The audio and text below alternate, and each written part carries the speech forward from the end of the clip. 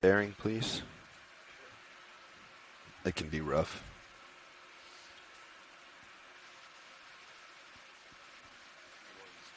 (310). All right, co-pilot, if you want to start coming around to 310. Copy that. Coming to 310. I'm going to push out. Thank you, Dan.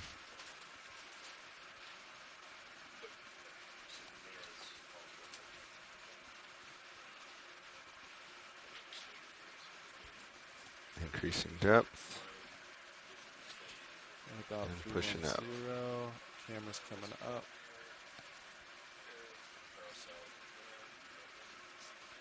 Okay, lining up into your center. I said camera to 4-5. Bottom visual, I believe. But no sonar, might just be floating. All right, lateraling over. And let's continue down the rest of the way.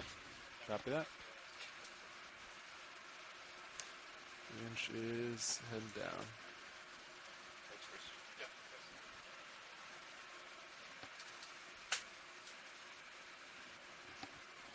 It's about 10. Try to get about 15. I believe I got bottom. Yep.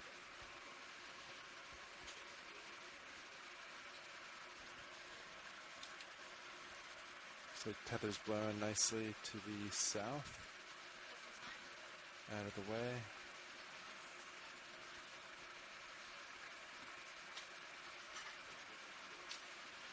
We are on bottom.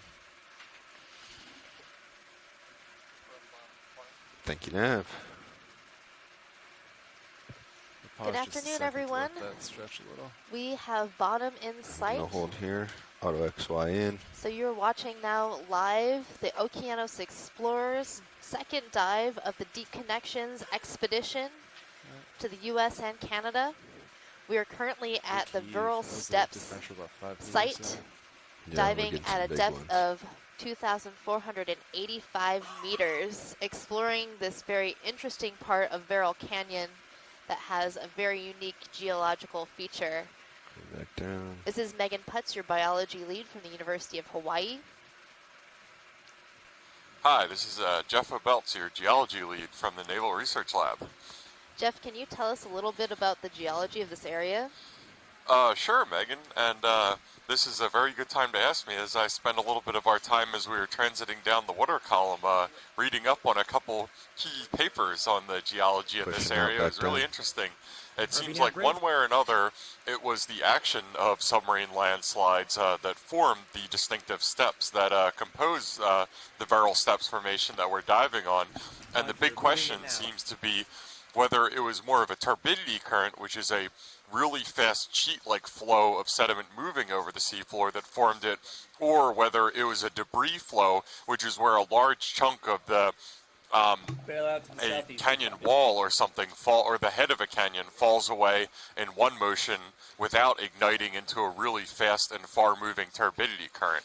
So those are on two of the kind of end spectrums of submarine landslides, whether they're acting really quickly and far-reaching or quickly and not moving far. One way or the other, one of those features, a turbidity current or a debris flow, formed the steps that we see that we're diving on today. So what exactly is a turbidity current for those who aren't very familiar with that term? Yeah, that's a great question. A turbidity current is what happens. So a way to think about it is that sometimes when a submarine landslide happens, which is just for anybody who might not be acquainted exactly what it sounds like, a landslide underwater, if the landslide happens on a slope that's steep enough, it can form a process called ignition, in which this mass of sediment that is moving downslope incorporates enough water into the body of the sediment that it becomes suspended above the seafloor. When that happens, its density contrast is a lot lower than between sediment and water, and it becomes a sediment-water slurry, and the net effect of that is it can travel hundreds or even thousands of kilometers across the seafloor as a really erosive process. Sort of like an avalanche underwater. That's a good way to put it, actually. Yeah, yep.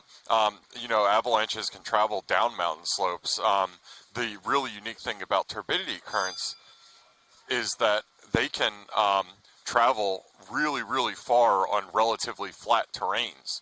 So what you see at the base of these submarine canyons a lot of times is a river-looking system going out across the continental rise, which is a really, really flat part of the seafloor, and that gets carved out by these turbidity currents Now, because when you get a even chance, when could it you looks like the bump down my seafloor slope sonar is to so flat 30 that there meters? shouldn't be able to be gravity movement across it, turbidity currents continue to be suspended. That's really interesting.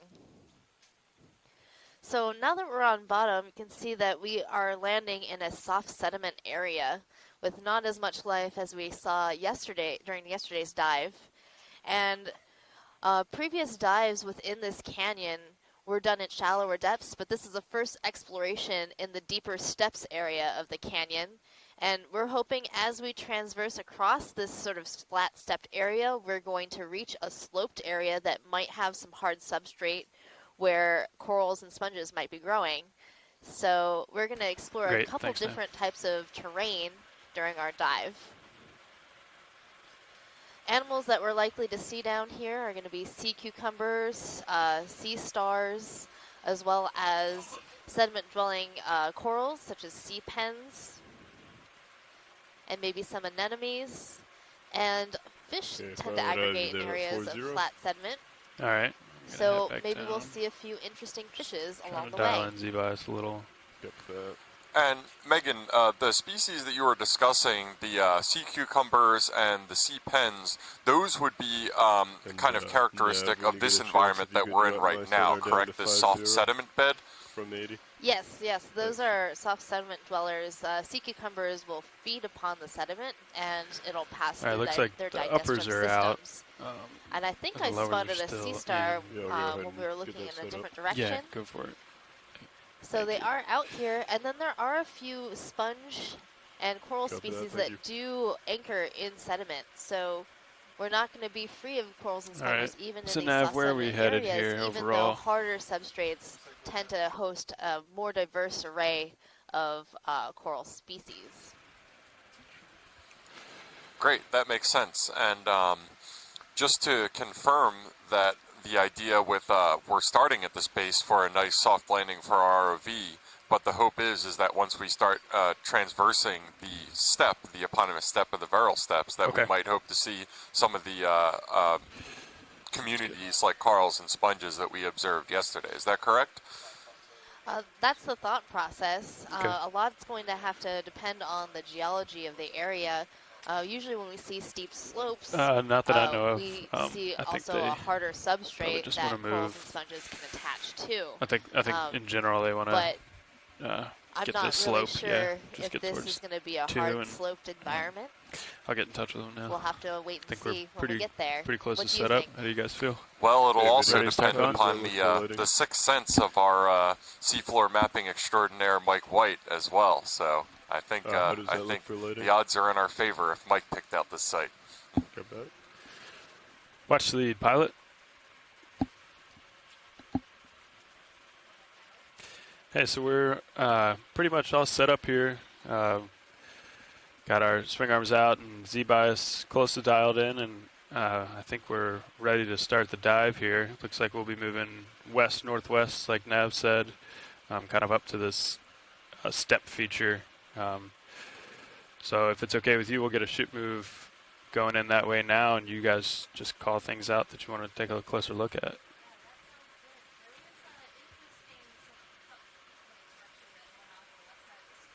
Okay. Sure, yeah, we'll try to find that before we get moving. So, Megan, it looks like in about the center of our range, we're going to start to be panning to the left as some sort of fish on the seafloor. Do you have any idea what that might be? Are you talking about this I think little thing there's a going off the right side of the screen? feature Yep, out that's there, right. I That's can't a get it on shrimp. sonar. Shrimp, okay. Maybe I need to update my glasses prescription. Yeah, you can tell it's a shrimp because its legs were moving relatively slowly. You want me And to then follow I you think what around? we're Is- seeing Yeah, please. might While be we're a type of stationary. echinoderm, some sort of sea star.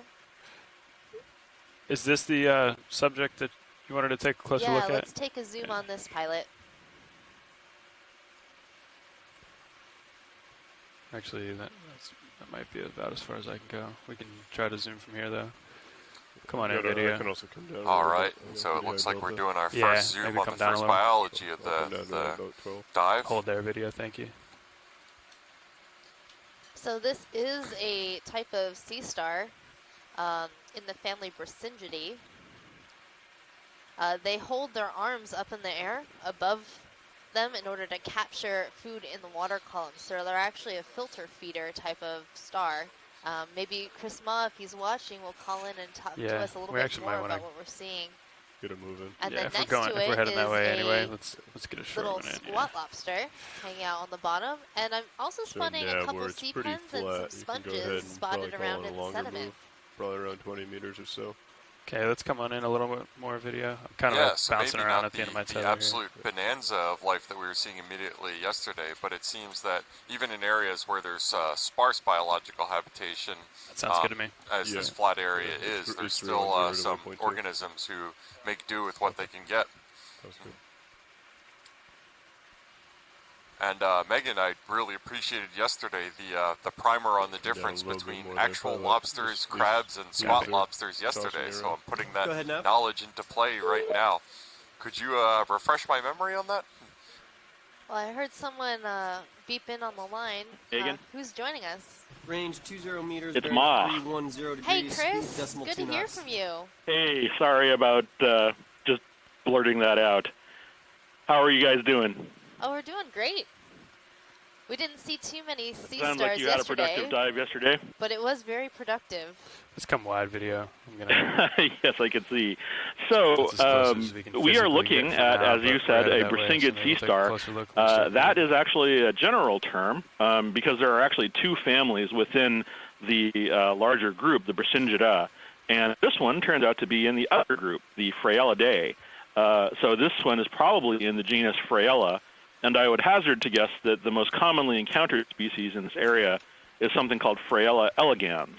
So that's possibly what it is. You'll note that if we zoom in on this or another one, which we'll probably see later on, the plates on the arms and the disc are flattened and sort of form one thing kind I of a don't wanna do pavement at the as end here opposed is to forming have the distinct tether, like, slam me ribs into the ground or and create a huge what's dust called cloud, and we crustaceans just on never the see it. arms. Yep. And that's typically how one identifies Fraiella or separates I feel Fraiellids pretty comfortable from around 12. sort of the Looks like ones this in the dude's proper kinda tossing Bracyngidae it per anywhere se. from 2 to 3 There are meters. other Yeah, subtle looks like differences that you're have to do with arm syzygies not and gonna whatnot, get a but ton today. but This set that's on a bit much for now, and You might, especially with you might the want to mess around detail with the gains, though. that's required Or, is not always visible. resolution. These are actually named after Nordic gods, and so Fraiella is named for Freya, the goddess, the wife of I don't Odin. know if you know And how to do this, the but story for these animals is watch that as I they're go. Go ahead and change it. So the idea there's is a that, brooch that Freya wears, sediment which is is thrown really into the hard to see. abyssal ocean, So what you and can do is by you can Loki, adjust the and so sensitivity. Bracyngids are thought to be Sensitivity, this yeah, representation of this brooch So you see like living this in the little abyssal blue ocean color from bar Freya. that's Hence, jumping. all of the names of That kinda Bracyngids gives tend an to idea be of what things Nordic are gods seeing. of some And as kind. you get more into that, And so you'll we'll see see more more and of more. that. But this one is in a feeding bowl posture, and so its And arms are right-click kept is up in a sort of semi-round one, arrangement as left the click current is the other. I can't remember presumably which one, but moves through, and food is caught you can by do it the at spines, the top of which the are bar, covered too. with You little can see the bear numbers traps, change. what I used to call the Velcro of Yeah. death, because there are these are the things that capture little hyperid amphipods and But crustaceans. you can also, If you the change the water resolution current from like low to brings medium, them it'll change the through, scan and they're rate, caught and by then little it'll give you little more, bear traps essentially. And few more I've as you go seen around. these little bear traps capture fish before on Okeanos dives. So, yeah, so that's they look picking very up passive the and out there. beautiful, Now, an undersea but you might flower, have to keep but it they're just actually kinda pretty blown out deadly like that. predators. I love all these fun sea star facts. It's great. Thanks for calling in. And I would also just chime in that the Verrill steps are named after an echinoderm worker. Well, he worked on echinoderms and corals, among other things. Addison Emery Verrill, and he was a person Try who to get had a zoom quite the from your video. reputation amongst the scientists of his day, as he would often sweep into collections and put names on trying all to time of the them. waves And up. Looks like we're in I think a it was Austin Clark, one good of the set curators here. here, who said once he had visited a collection, it had been Verrillized because he had gone through and sort of swept through with everything, putting Yeah, names zoom on it as and you such. need. And, So well, Megan, there are you other taxonomic fine-tooth comb issues, but leave those for another day. But it's Sure thing, great to be Lashley. back. It's good to hear your voice, come live Megan, video. and welcome, Jeff. And I'll leave you to your expedition, and maybe we'll hear. bridge I'll move talk. complete. I'll chime in. Have an opportunity to chime in again later on. Thanks, I'm getting Chris. pretty close, Ron. Thanks, Yeah. Chris. That was awesome. Thank you, Up a little. I'm not sure that the term Velcro of Death is going to another get thing you one-upped wanna on think this about now particular is how dive. deep That we are was today. that was So knowledgeable we're and 2,500 or so, entertaining. Thank you. and, You'll see the that ship will Megan move, and is when the ship quite finishes, adept it doesn't at exactly turning a get phrase, serious. and One video. there are actually So people on Twitter there'll who be a have swing that's quoted, associated with who've all written the moves down her that we quotes. have. It's a talent 'Cause she I has. haven't really So been I expect to be Oh. outdone quite quickly. So I'll we've talk got- to you guys later. You have a fish. Thank you. We've got some real excitement going try on and make here sure in this throughout the- frame. It looks throughout like our shift, some trying to get an predation idea going on in the deep sea. what that Megan, time could you delay care to is. elaborate, please? Yep. So the fish we're seeing looks like a Coryphonoides. It's a type of rat-tail fish or grenadier. And it was interacting with that squat lobster that we saw sitting on the bottom. I just think it was checking it out, Should have a little more and time to play with squat that. lobster just Copy. scooted away, as they like to do. I think I was telling you about it yesterday, Jeff, where if you did disturb a squat lobster, it would do the squat lobster little bloop, bloop, bloop. This fish seems to have some its eyes damage blown to its out. eye. Yeah. But, you know, down here in the dark, they don't really need to use their eyes to navigate, because without us here, this fish probably would have never seen this much light ever in its life. Thank you for that, Megan. One follow-up question. So this rat tail checked out the squat lobster, kind of prodded it. The squat lobster retreated. Why didn't the rat tail, or why might be a reason the rat tail didn't continue the pursuit? Put the brakes on. Well, that was a pretty big squat lobster, and it might not have been a really great prey item for this particular fish. It's going to start to go under us here. Okay, pilot, whenever we're ready to move on, we can get going. Copy that. Okay, video, if you're clear. And then We you can might come see live. this little anemone move in as the fish passes over it. Nope, he's too far off bottom. But that is Actually, likely let's a stay tube here. anemone. If he gives us a good view, we might want to take it. Yeah, you can zoom if you want. So it lives inside the you can go sediment, ahead and call another move there. and then if now. you disturb it, Another it'll long pull one. into its tube. We might just be starting to feel that that other one too. We still have quite a bit of distance to travel though before we start Yeah. hitting the. So can you tell me a little bit, or hypothesize about why this rat tail's eye is Let's go with distended me, like yeah. that on its starboard side? I couldn't tell you. I'm going to try to don't know get its black life history. background for you, Emily. And I'm not willing to speculate on what might have happened to this fish. It could be, I don't know. I have no idea. Maybe some fish experts might have a clue. Oh, but there's a fish friend. So now we have two Coryphonoides, rat-tail fishes. I don't know which one to follow. They tend to be pretty curious about the ROV. Yeah. And we'll often notice them falling behind the ROV in the Stereos view. That eye, And during one look expedition with a optimal. different ROV, we had a few come into our bio box as we were collecting samples, just checking out what Yes, we I had. believe so. Yeah, that was going to be my next question. Is I know, drawing from my shallow well of biology again, that scavengers sometimes follow Yeah, around thanks. actual predators and kind of try to sneak an easy meal Yeah, but a from little something better after palate, it's but done not eating. a whole Would lot, that yeah. maybe be a similar behavior Thanks. to what the rat tail is doing, following what probably looks like an apex predator to do it in Copy. Deep Discover? So these rat-tail fishes are the apex predators at these depths. So they're akin to lions on the Sahara. You know, this area is not as densely packed, and they are one of the largest animals down here. Yep. Yeah. You can actually, right underneath you, the heaves are so big that you're actually causing a dust storm too. I'm gonna come up a little more.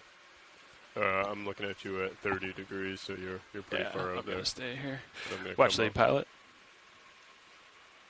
Go ahead, pilot. Hey, we're a little deeper today, so the moves are just taking longer. So appreciate your patience. We're just waiting for the vehicles to catch up with the ship, and we'll get moving as soon as that happens. Okay, sounds good. Yeah, so just to catch everybody up on some communications with the pilot, we've got a little sea state today. We had a bit of a bumpy transit, especially towards when we were getting on the we were site. still getting settled. It was a too, marginal decision to dive I today. think now I'm that we glad we kind were of able know to how make it much happen. latency Our there is, incredibly we can maybe competent jump on a crew little quicker, is able but, to get us on I bottom wouldn't have down here, changed anything but there, I don't think. the extra motion of the You just gotta ocean be patient results at in this us step. having to I mean, be a little more just the way it is, cautious so. and circumspect in our movements forward. So Yeah. bear with us And as we're not instead making of a beeline towards instead of focusing interesting on one features. thing and trying to get that shot, I really should have kind Also, of just the like deeper you swung around the dive tether with the ROV, and the longer it takes for the motion of the ship to transfer but down they our wanted cable to see that to one thing. I Sirius thought and we to could get it, D2. but So it's sort of like trying probably smarter to to just be fly a patient. helicopter through a city, and you're walking your dog on the city street. So you're up here in the helicopter, you have someone in the middle, that's just Sirius, and then you have your dog on the street. So to transfer all that motion all the way down the line takes a little bit of time, and it is a delicate dance. That's a great analogy, Megan.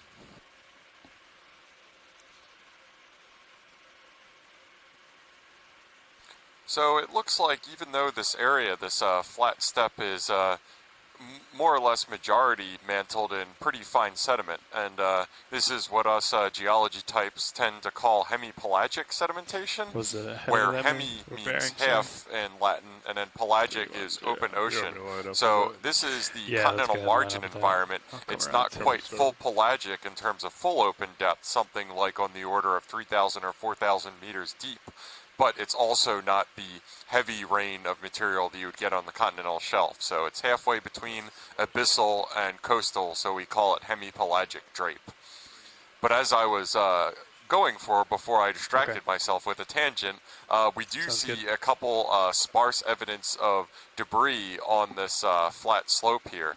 And that's kind of evidence that regardless of the mechanism of mechanics that formed these steps, whether it was a turbidity current event or a submarine landslide, it left some evidence of this passage in the form of rubble and talus on the floor of it. Put some more distance on it, maybe. Yeah, maybe make it bigger. 30, and I 40 was meters. also wondering, You can go ahead and someone kind of on measure the line how is far a little away we more are from expert like the about first this, significant but contour. some of these divots in the sediment Get a sense for how far. could It's be probably like possible 100, whale 150 feeding meters scars. So I know go up that to whales the next can one, dive more this closer deep, to the 248 so in the direction that might we're also going. be something that we're seeing in this area.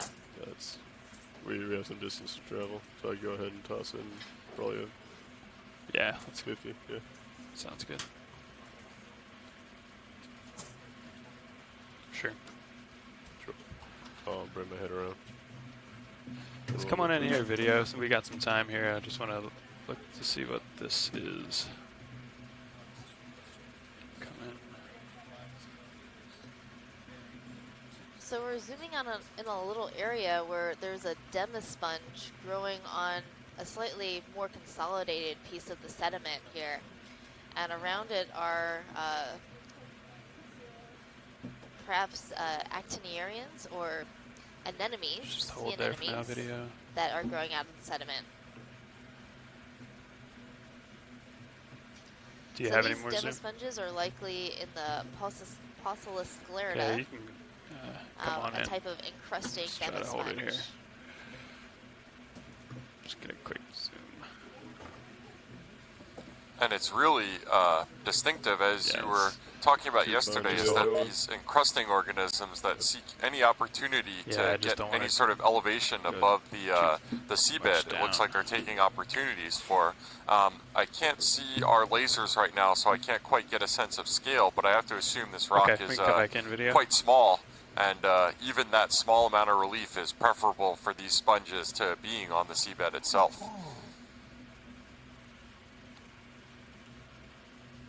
Hello, Mike Vecchione here. Hi, Mike. Roger. Hi, I think you We'll were just hold it asking for a about little bit. I the just wanted to the gouges in the look at bottom. something to Yeah, Did you get an answer from anybody while we about had that? some time. I did not. Do you know anything about I'm them? gonna go ahead Okay, well, and adjust the lights on stereo so Yeah, I can that see was a little a better. proposal Sounds good. based on So, some dives diffuse around better. a mud volcano in the Mediterranean that was also light an area where beaked Okay, whales we'll were come wide video. often seen. And It'll the proposal is that particular will the die down as we get gouges in the moving. bottom That was might be made by the lower that was jaw for you, of the actually. beaked whale Yeah, feeding very close to the bottom. And since then, it's been Thank you, video. been speculated over and over Always again zoom that past that's what's skids if going they're on. in But it. so far, it's just speculation. We have no solid evidence other than that the size of the gouges. All right, so would- 320. Pilot, can we get a zoom on that object over there in the top rightish? Sure thing, Watchley. Yeah, we're headed that way. But basically, Have that's to all wait I for a have little to bit say more on the tether, but subject. It's just that we'll get one when we're they there. may Yep. be. It's basically just been speculation. Thanks, Mike. Yeah, that was what I thought too. We're speculating that that's what that scar might be from, just because what else could it be? Yeah. I don't think Yeah, anybody's but you also have to actually realize that we have seen a about 7 whale minutes feeding of while swing we do a as well. dive. Yeah. But if we did, that would be amazing. Just want to make sure we don't. No, there is evidence It's that super hard to sperm go whales backwards feed at very this close depth, to the so- bottom. One of them actually got tangled up in a submarine cable time and drowned. So it's possible that that they are diving down very close, and we've seen very large Okay, squids come on in close video. to the bottom as well. Squids that would be prey for And these video, I'll whales. let you tell all co-pilot of if we that's want the consistent with the fog lights on. interpretation. It's just right now it's speculation, and we don't have any solid evidence yet. Thank you for Sounds that, Mike. good. Yeah, it That's looks pretty that's really reflective, interesting to yeah. hear, and I agree. It would be a highlight of the dive to see that. It looks like in screen Yeah. right now we've got a nice zoom on what looks like the similar species that we So were what you're gonna seeing wanna do before. is Chris on or the Megan? survey page up at the top. Yeah, you this go to is likely vessels the tab. same species and then of drag sea that star, thing the out of the way. Friella So what you want to elegans remember that is that Chris Mall we're was looking just at the telling screen, us so about. always just drive it to The your, type that your was left. named after the Then Greek if you goddess. go to ROV, and then if you go down, And near it's the really bottom, apparent it with should this say track great zoom line that we're and getting from the large number. video how those 2 in seconds, I believe. little pads coming off Just the take that arms and of change the it sea by star would act 1. as So if it's Velcro at for 200, anything that put it down happens to 399 come across it. for 401, or Yeah, and they whatever can number it move is, just those add or little subtract 1 to it. arms, as you see And right hit here, apply to all and maps. articulate them. That And should be that it. way they can capture But it things should and then keep tracking it. sort of break Trying them down to get to rid the of that mouth, because the vibration mouth of video. this My organism is thruster's actually just on the underside. I'm having to push down pretty And hard. this little hole that you see on the top of the disc is the Okay. exits of the Yeah. digestive tract.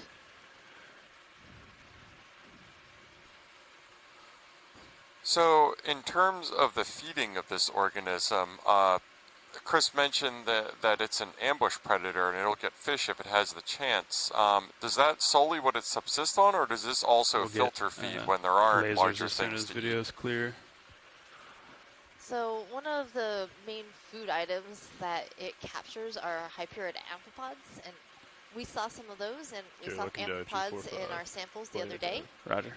And when they're in its feeding posture, all those little sticky Velcro Okay, feet go will ahead. be Throw on the lasers on outside. for me. Cover that, And lights is coming on. That's how they'll capture their There we prey go. as it floats by or swims by.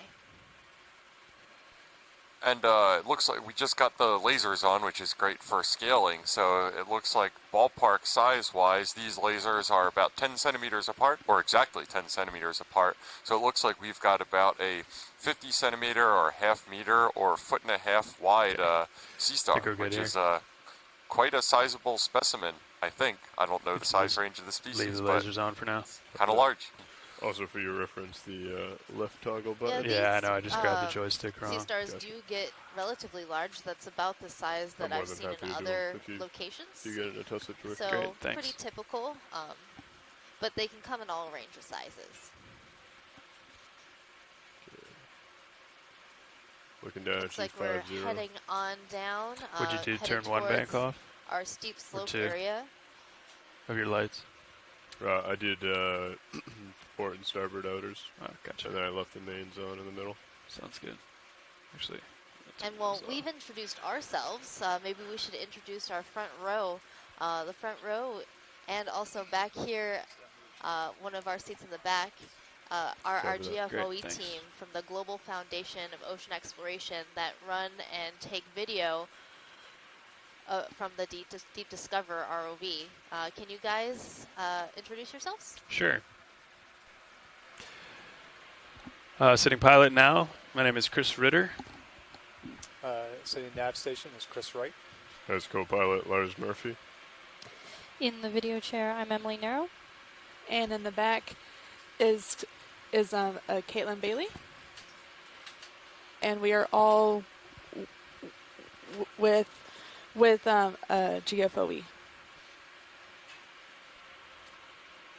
Thank you guys for the introductions, and one other member of our team who is not on a headset but should also be acknowledged is Barry Eakins, our sample data manager for this cruise from NOAA, NOAA's National Center for Earth Environmental Information. Let's come in here, video.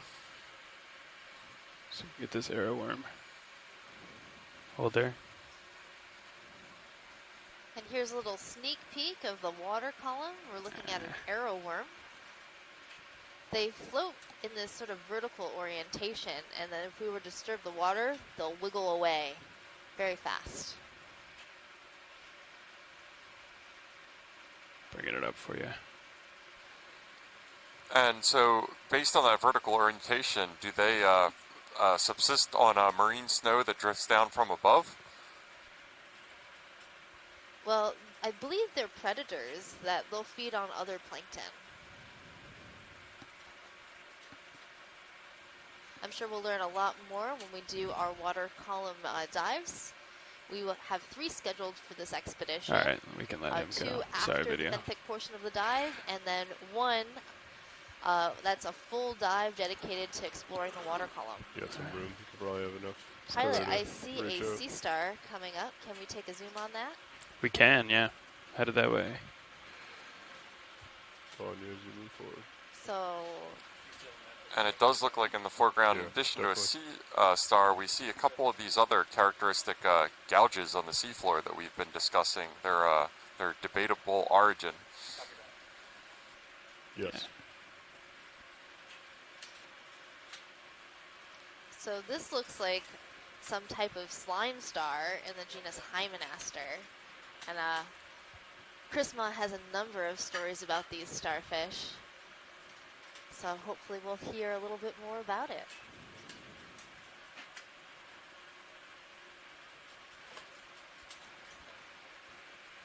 Okay, video. Come on in.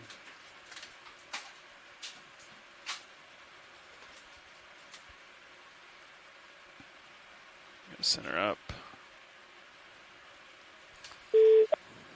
Okay. Is that you, Chris? Hey, Megan. Hey. It is indeed. Copy that. Hey, Chris, how's it going? They're chasing yeah, the wind so or the slime waves? star. Hi, Jeff. That's quite a distinctive so name. Megan, hello? And just to be sure, Hi. the sun rotations around the A-frame. Might get clouded here. So you are correct It's that chasing us. this is Hymenaster. And Give it this more is one zoom of the many if, interesting forms of this species that I'm still thanks, trying video. to nail down. But I believe this one, because the Atlantic ones have been surveyed closely. This one might be Hymenaster rex. but I'll have to double check because it has these very distinctive. So this is a slime star, sort of to back up for everybody who might be seeing one of these for the first time. And these are really unusual because all the things that you're seeing right now, this is not actually the surface of the animal. The actual surface of the animal is located below this. Everything that you're seeing is what's called the supradorsal membrane. It's like a circus tent. And this secondary membrane is supported by what's called paxilla, which are sort of narrow. How far are we from that, like 2,500 meter contour? Spines. That and it keeps target right there. The yeah, sort of supradorsal membrane suspended. Right by the shore. And so basically About what 100 meters. it does is it has this 50 would be opening good, right in the I center think. of the membrane, and so if you collect one of these, and fortunately I don't think this is a new species, so you don't have to be subjected to this. It would produce a copious amount of mucus works as for a us, defense yeah. mechanism. Or And at least in for the me. Hawaiian species, I've had Yeah, looks like we avoided that fun cloud experiences with video these if you wanna animals, get a full and frame. picking them out of the bio box usually leads to very dramatic threads of slime peeling off of my fingers. But when you're clear, and we'll these get quite large. This one can be, lasers I think, on. up to about a foot and a half Go ahead, across. throw 'em on a couple. So Thank you. they're very interesting animals that have a lot of interesting biological features, including really unusual larval development, and phylogenetically they occur at the base of the asteroid tree, among other sort of interesting bits. So, Copy. and get it with and the name, All right. of course, Hymenaster Come on, refers please. probably to the supradorsal membrane and the fact that it's sometimes translucent in some species. All right, I'm going It to can push be ahead almost, here. Did you turn the lasers on? I did, yeah. It can be almost Yeah, I got you there. 6'5". see-through in some species. So it's Apologize, very that's unusual. Anyway, I'll get back to it. Oh, I have one more question, Great, Chris. thanks. So Here that comes a opening shark, that we I see at the believe. Let's top, come on like, in. what does that do? Oh, Hold there. I'm sorry, I should have mentioned. So fish. that's what's called Look like one of those dogfish. osculum. So in the same way that, so any opening in a biological structure Come in a little is usually tighter referred to video. as an I'm just going osculum. to try to follow him. So in the same way that on sponges, that top opening is called an osculum. It's the same kind. It's the same kind of word, But basically, that supradorsal membrane that I spoke of, the opening that is at the top of the animal, that opening is where, excuse me, Might have to let him go. the anus and all of the other bits Just let him fly open off. are released into the top of the membrane through Great. that Thanks, osculum. video.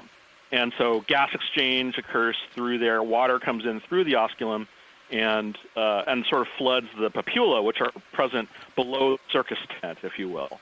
And so that's what you're seeing is this thing pulsing, opening and closing, because it's comfortable, and water fluctuates, or not fluctuates, but Still nothing sort on of sonar other circulates than me. in and out of the supradorsal membrane.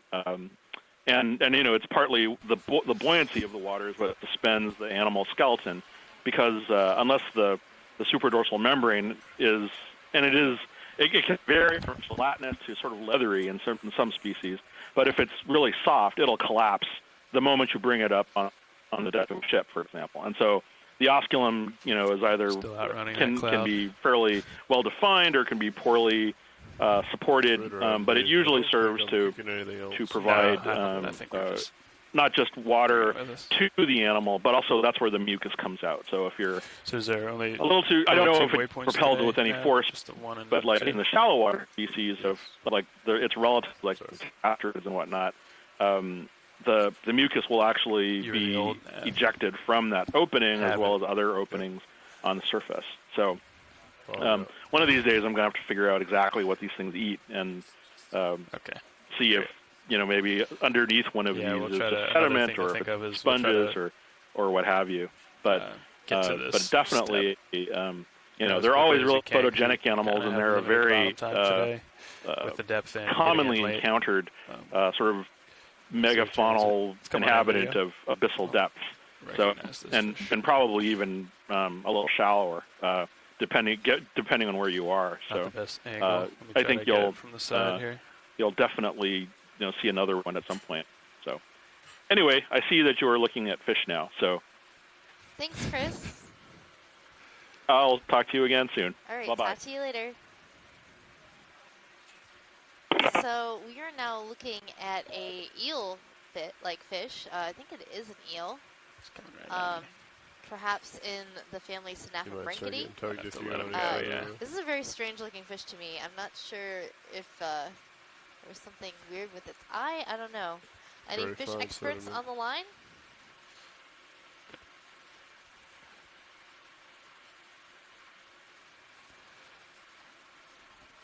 Sorry, watch lead. He was coming at us pretty quickly, so just let him go under us, and hopefully we can get an ID from a still.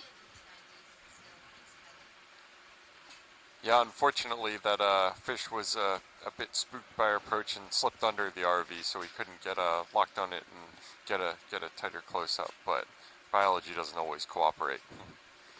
That's true. RVW. Another thing that I thought was interesting about that fish was how only the very end portion of the tail was Go ahead, moving. workshop. And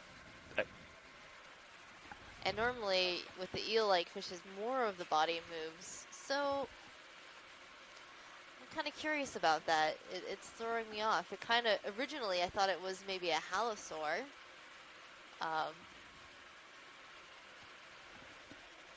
Yeah, we do have a water column expert, Mike Ford, in the chat room, but I think that seemed to be more of an abyssal just the winch check is good. organism. So I'm not sure if that Sometimes overlaps. Might maybe on a put out a rough request fish day in like the today, chat maybe. room for anybody to identify if possible.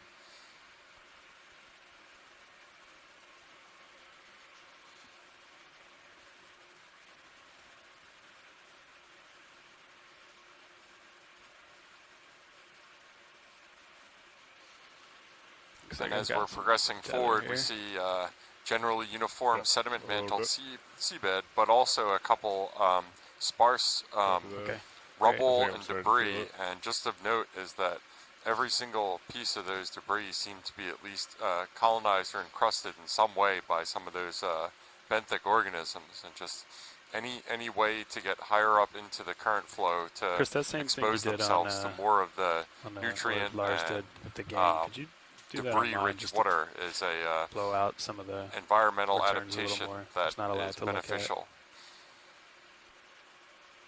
Yeah, there you go. Yeah.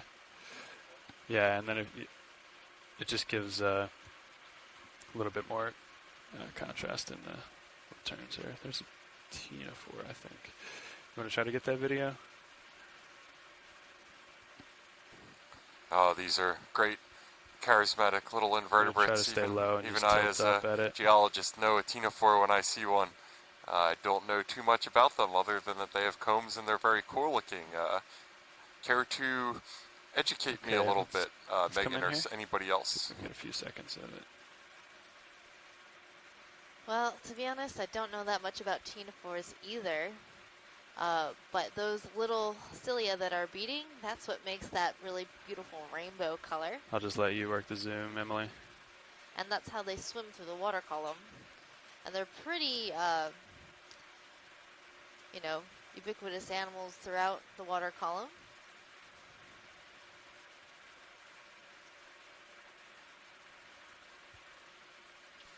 And just to confirm that the lights that we're seeing, the light show on those Tina4s, that isn't bioluminescence. That's a reflection of our lights off of the comb, correct?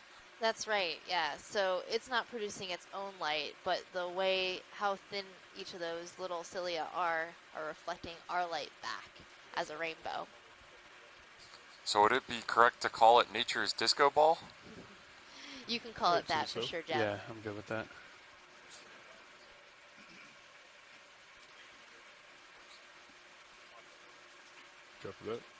And if my biological oceanography memory serves me correctly, those cilia bring suspended particulate matter, which is pretty clearly in the shot as well, to the feeding orifice, and that's kind of how they subsist. And obviously it has to be a pretty successful survival strategy because they are they're ubiquitous. I believe the term that biologists use is cosmopolitan for something that has a really wide geographical distribution.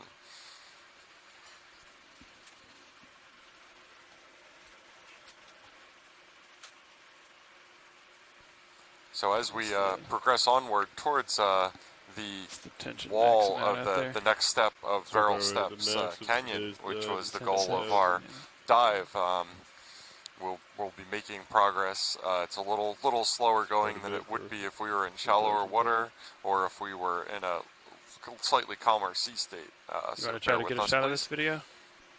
Okay, let's do it. Go ahead in. I'll just try to hold center. You can work the zoom. So right now we are zooming in on another fish. This is a fish in the family Moridae, likely Antimora. I'm not remembering what the common name for these fish are, but I like that little face. There's also a coral behind this fish.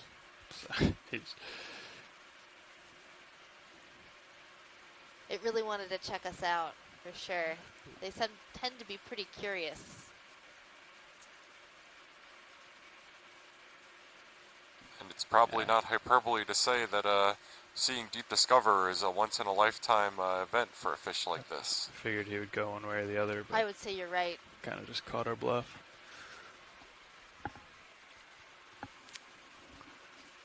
What's that out there? Urchin, maybe.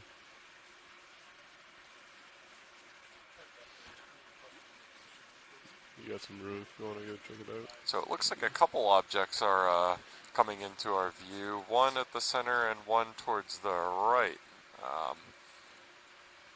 Come on in here, video. Just want to see what it is. Start. The balloon. Oh, sad. That's not an animal. That looks like a balloon. Yeah, we can come wide. We were lucky enough to get no evidence of human habitation on our dive yesterday, but I think our luck has already ran out today. Plastic is and rubber is a very tenacious and persistent object in the oceans. So these balloons that people release into the air, this is you where get this video? Their final resting place usually ends up being. So we need to keep track of our plastics and rubbers so they don't end up in our oceans. Okay, let's come on in here. But now we have a beautiful sea urchin.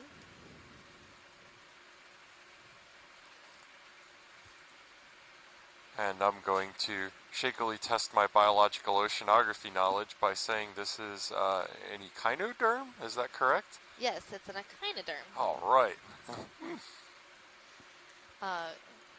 It's a type of echinoid, which means sea urchin.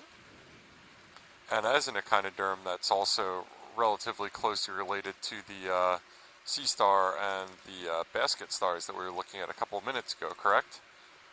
Yes, so those are all echinoderms. Okay. Yeah, so this one is likely in the family Echinothuridae, and what I really like about these urchins is they have these little hoofs on some of their spines. It looks like they're galloping across the sea floor. So possibly a Tromicosoma. Hello. So now hey, Megan.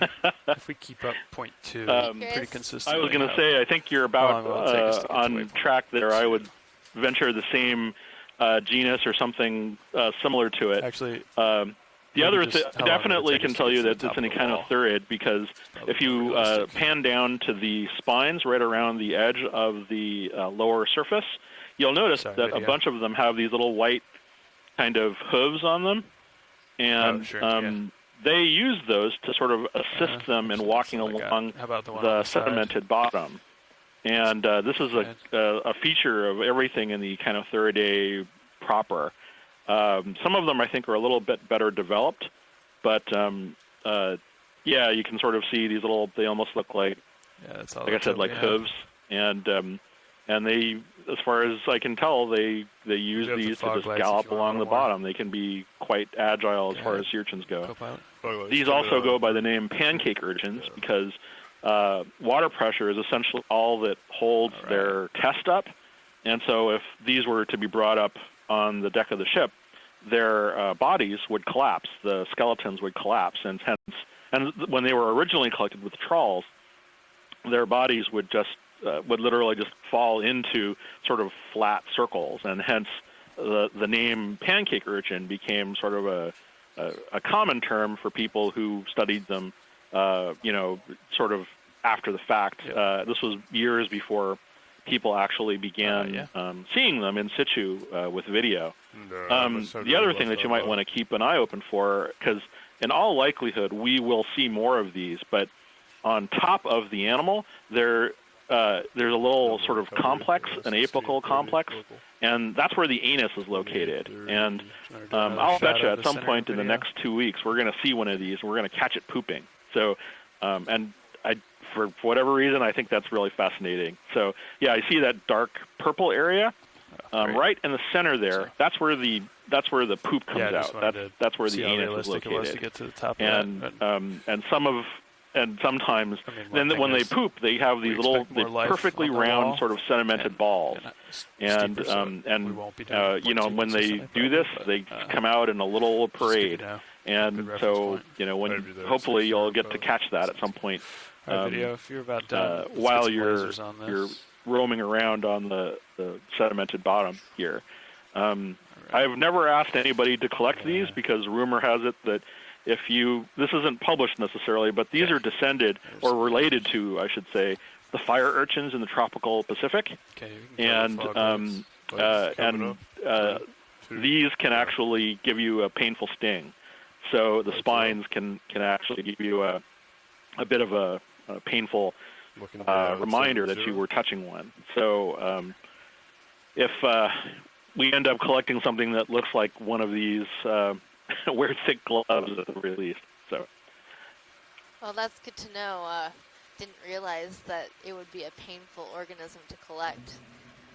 But maybe we will see some interesting urchin events as we go through. I have seen one of those urchins move really fast, and I have to keep telling people of the video, like, I didn't speed it up. That's how fast it's going. Because it's unbelievable. Oh yeah. Well, again, using the word gallop with a sea urchin doesn't seem to come naturally, but it is very true with these animals. They just use those little hooves and they get around surprisingly quickly. So I don't know if you guys could stop, but I thought I saw a small red stalked crinoid or something just then. Yeah, I saw it too. But I have seen them around, so maybe we'll stop at the next one. Yeah, of course. I understand you have to meet the waypoint and such. Yep. Okay, I'll let you get back to it, and always a pleasure. I'll talk to you guys all in a little. Thanks, Ma. See you later. Bye-bye. Yeah, sorry, Megan. If you guys see another one that it doesn't look like we get eyes on, just yell out and we'll go take a look. We kind of had to get moving on that one.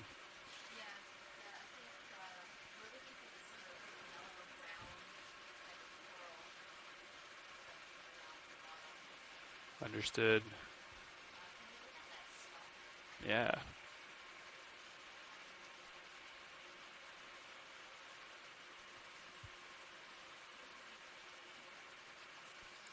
In the absence of the forest of bamboo coral that we were seeing yesterday, this solitary stalk is quite distinctive. What are we looking at here? Well, I'm going to need to zoom to be able to tell. We're going to get the next crinoid. Let's get this for now. Think if you slam on your brakes and this, it's just... So it's unbranched. We know that. Sorry, Emily. We'll get the next one. It looks like it's anchoring in the sediment, but there could be some hard substrate underneath the sediment layer. Okay, let's come on in. So that leads to a lot of different conclusions. As we zoom into the polyps, the structure of the polyp will tell us more about what this coral is. So it could be a bamboo coral. So we have to look for those nodes and internodes. And then also the bamboo Tilts up a corals little. have little sclerites or spines on their polyps, and I'm seeing those between the tentacles. We call those intertentacular I thought spines. I could get a dark background, So I but do I believe don't this think is it's a tall bamboo enough. coral. That was really interesting to be walked through the stages of the diagnosis for how to identify a species. Yeah, it's really important to know the different characters to look for each type of coral, so you can start wheedling down what it may be. There's so many options, especially when you see things from far away. And when you're trying to identify animals from video, these zooms are really important for helping us characterize what's in the area. And then if we see something like this again, even though we might not be able to get a zoom, we can use this information to help us identify other animals. Yeah, let's see in there.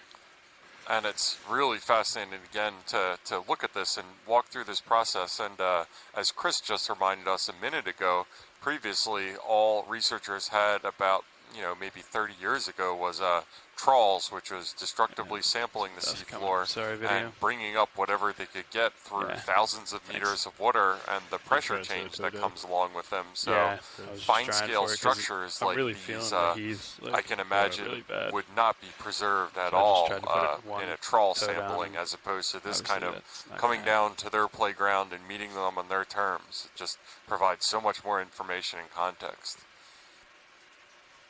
Yeah, and that coral would generally grow on a hard substrate, so there's likely slight pull hard substrate right underneath here. What's up in the water column there? Is that just another? Now we're seeing a fish in the water column. This looks like a halosaur to me. They seem to always have this sort of posture with their fins sort of back behind them, tail up in the air, well, up in the water. Great, thanks.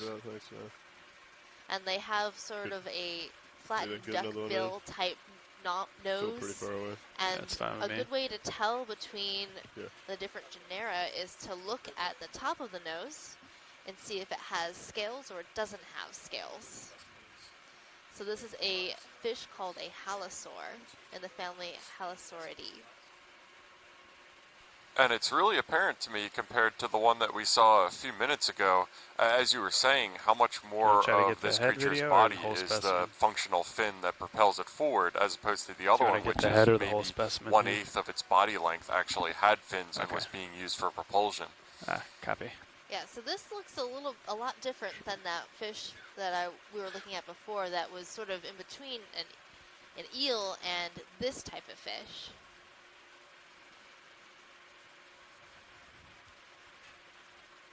Just gonna try to follow him.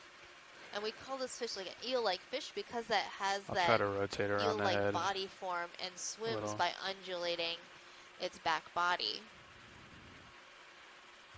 And that's a very efficient swimming method. So as it's turning in the water column, maybe we'll get a nice view of its nose. Of course. Maybe not. It's not being very cooperative. No, I think it just did just about the opposite of what you requested. I think some work on training your fishes in the future, Megan. You gotta train your tiny sea dragons.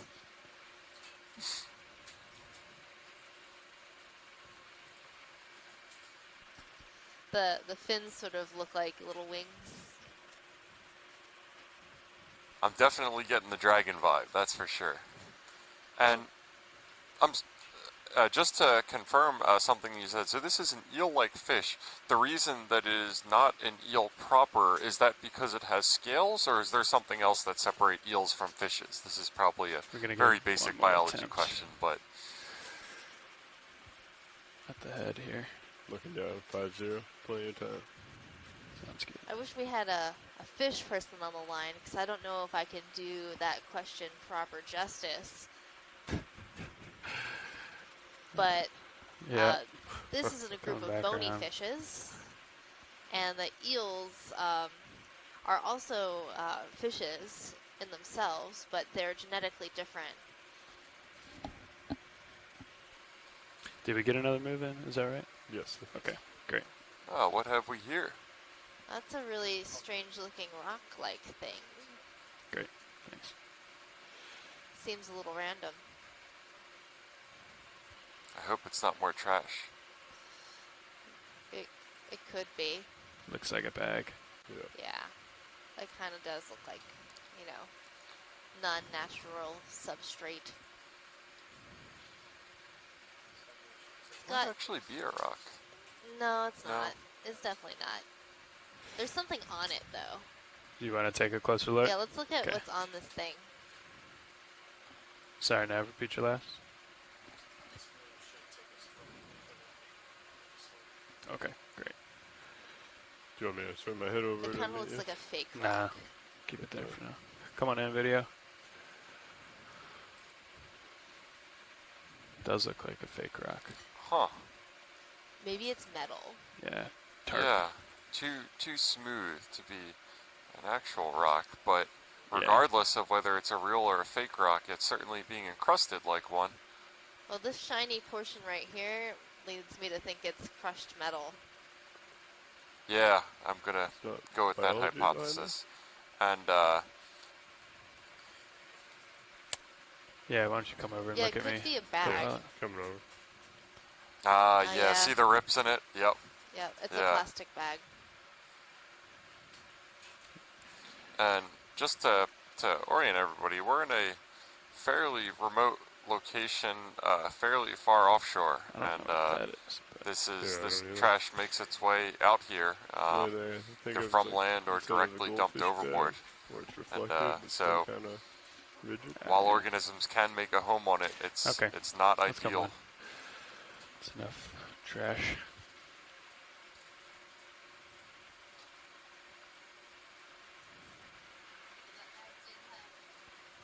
That big bag did have a sea star on it. And an anemone, a couple anemones actually. Hey, just a quick note for the starfish. Yeah, go ahead. Yeah, that sounds good now. So that little 6-rayed orange sea star you saw in the bag, Yeah. that is actually a fairly, well, up until you guys started seeing them with submersibles, it was a fairly uncommon sea star called Amphoraster aluminos. I'll be there at And 55. it's 6-rayed, and it's what's called a pedicel asteroid. These are sea stars that are considered kind of basal in the forcipulates in the group that they belong to, and so they're sort of considered, though they're related to like the Asterius you would find in the intertidal, but they're mostly deep sea things, and they're thought to be kind of more closely related to sort of more to non-Asterius-like sea stars. And there was always, seeing one is always worth pointing out, so I'm doing that. Very cool. Okay. I wonder what this And little is this- tangle is. Can we take a look at this, pilot? Yeah, we're coming up on it now.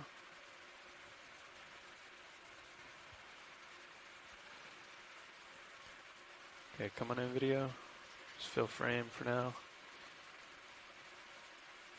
Let's hold there.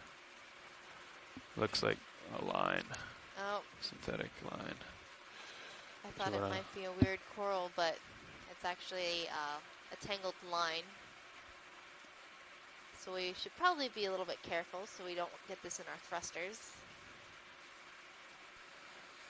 Yeah, and fishing line especially, this looks Actually, like looks like that packing. some sort of synthetic line is just incredibly persistent in the environment and tangles and has a large number of well-documented adverse effects on the environment. There's no ophiuroid though. The same thing that makes it so good to use, and that it's really tough to break, Alright. If you're and it's clear very video, hardy. let's- It's the same reason that once it enters the marine Get outta environment, here. it doesn't tend to go. You back at 320? Yes. Great. Thanks. Looking down. As long as I'm here, I think I'll also give you, I think that one, the little star is Ophimuseum limani. That's pretty good, yeah. Yeah. We come out ahead.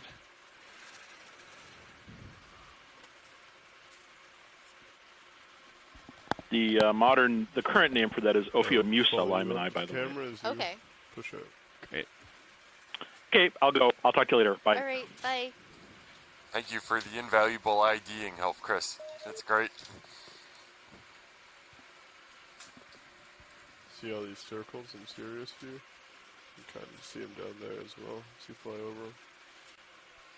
Yeah, Yeah, so as little we depressions. It almost looks continue like our something like a transverse bobcat. across the flat section of the step, the general top of the stair, it's relatively uniform, fine-grained sediment blanketing this area. It should be noted that, generally speaking, in these regions of hemipelagic sedimentation, to see if these Sirius is sedimentation moving yet rates from the are move. extremely slow. If it's They okay tend with to get him, you can measured always on the drop orders targets on the of sonar. centimeters And as per long as he doesn't 1,000 change years altitude, to you can give an see, idea of the sense of scale for how long it takes even 1 centimeter of sediment to pile up here. And it's a shame, it kind of gives us a first order estimate of how long ago it would have happened that the landslide or the turbidity current happened that excavated these stairs, in that there's enough time has elapsed, so at least on the order of maybe 1,000 years at least that this happened, See what for this guy's that doing. mantle of sediment to pile up here and make what was probably a pretty interesting seafloor in terms of rugosity, in terms of rubble and debris that we've seen poking out here and there, be entirely mantled in that fine-grained sediment. Well, it was moving.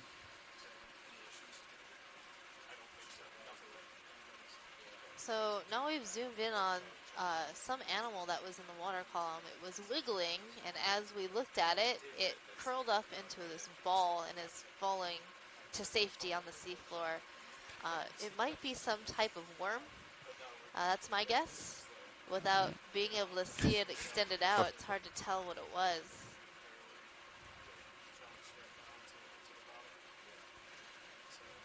You can come on in video. I don't know how much you'll be able to see. Looks like, I thought it was one of those snails. That was one of those like little Okeanos. Oh yeah. Yeah, the pilot said he thought it might have been a snail. We do have snails that can swim in the water column.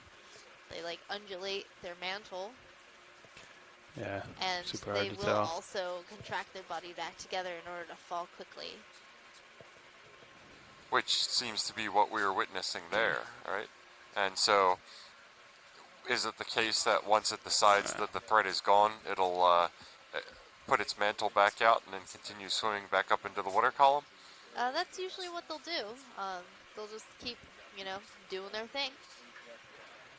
All right, video. It does look more worm-like clear. to me, though, but I'm not seeing CD, so it might not be a polychaete worm.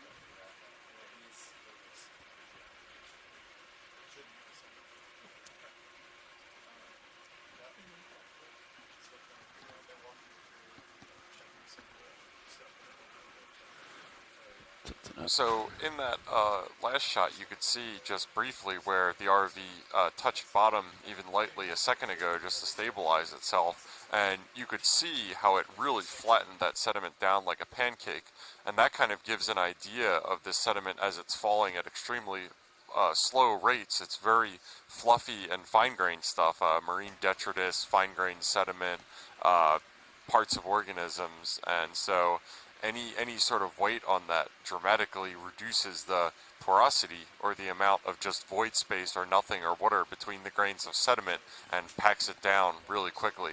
So that's kind of a hallmark of low sedimentation rates, is very fluffy sediment that if you poke your finger into it, you don't encounter much resistance. It's not consolidated at all unless it gets manually consolidated by something falling on top of it.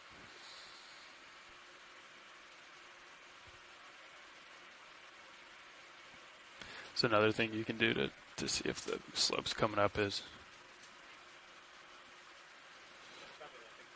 I've also been seeing a number of these since this is the lower frequency, we expect that to go out a little farther, or at least get returns brown back from a or, little farther or out. dark So you spots could in range the this out to sediment. Those 50, are actually check a few anemones, scans, and then bring it back into 30. which is Yeah. what the previous surveys of this area showed, that it was mostly dominated by soft corals, sea I'd pens, say keep it anemones, going. We and still got other a pretty sediment-dwelling significant distance to animals. travel.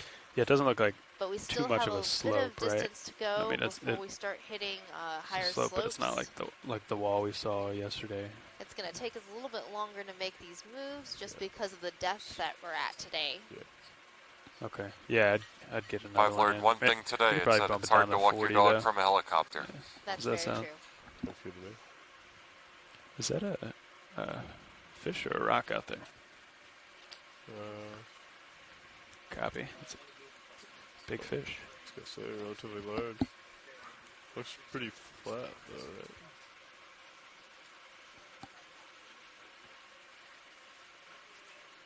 There's only one way to find out.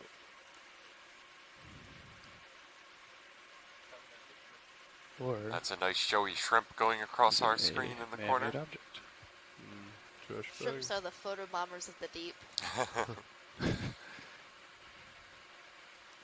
Yeah, I think what we're seeing is another piece of trash, something human origin. Pretty degraded to the point that we really can't tell what it is, but when you tend to see angular shapes like that, they're too sharp generally to be formed natural processes.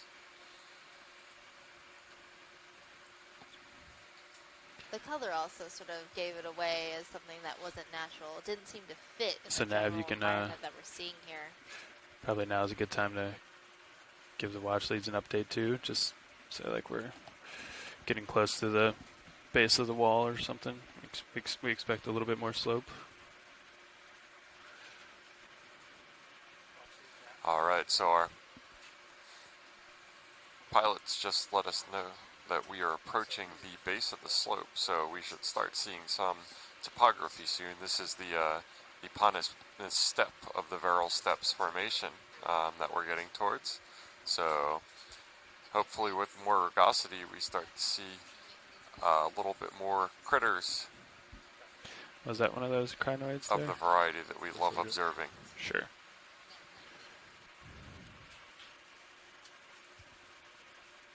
Can you play a time? Looking at you 3-5 right now. Great, thanks.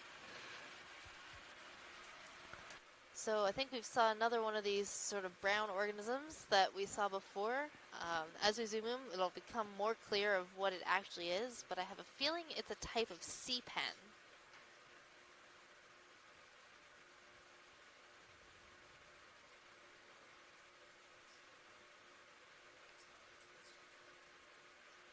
It might also be a black coral. So as we zoom in, we're going to look at the polyps and see what they look like. Black corals have a different polyp structure than sea pens, which are octocorals. Yeah, and in the chat room, Scott France on shore, one of our experts, says it looks like a black coral to him. Bathy Pathies. Bathy Pathies. Okay. Yeah, so it looks like a black coral to me. And remember yesterday what I told you about the skeleton of this organism? I do, that the skeleton itself is the black part, even though the body can tend to be different colors. It seemed very paradoxical that they were called black corals, so. Where do you want to center up your video? Yeah, so at the top of this organism, some of the branches are barren and are being inhabited by some little crustaceans called amphipods. Okay. And you can see the black color of the skeleton, even though the tissue is a bright yellow. Doesn't plume up. It's nice. You might call that a textbook specimen right here, showing off the black part of it as well as the colorful non-black part. And some people might be familiar with black corals because in Hawaii it is the state gem, even though it's not a actual stone. And there are some people who use it to make jewelry. This specimen wouldn't make a good piece of jewelry. The corals they use are a lot shallower growing, grow at a little bit faster rates. I will pretend like my sensibilities aren't offended that a coral is called a gem in this case. Geology fact.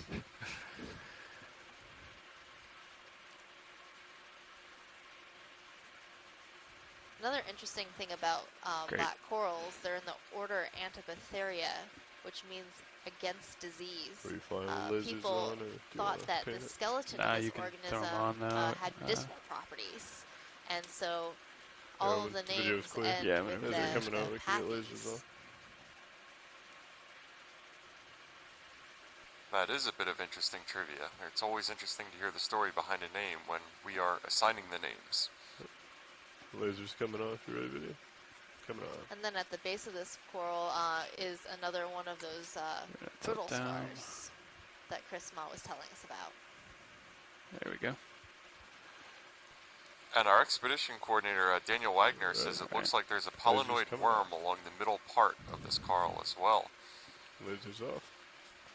That's a good All right, observation. pushing out. Looking down at you. These 60. polychaete or Copy that. polynoid worms tend to live on that center axis of the coral. We've seen this association a number of times with bathypathes. Yeah, just another example of how one thing planting a flag in this desert of sediment can create a little oasis of multiple organisms, or, as I now know to call them, associates.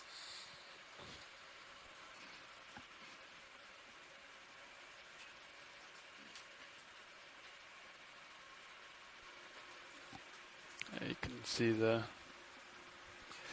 slope in the screen there. And Scott France in our chat room does point out, correctly so, that it's interesting to hear me say that corals should not be associated with geology, as stony corals produce calcium carbonates, one of the major margin-building materials in a lot of parts of the world. So he certainly has me there. But I am correct in that the black coral skeleton is made of protein, and as I've been told, technically correct is the best kind of correct. Sounds good.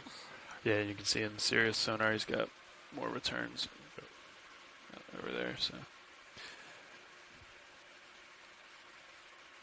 Oh, this is great. So in our chat room, we have a Noah Hollings scholar who is working on results from anthropogenic debris seen on Okeanos dives, How far are we in and that move? speculating on there any ideas why there is so much debris in this area already.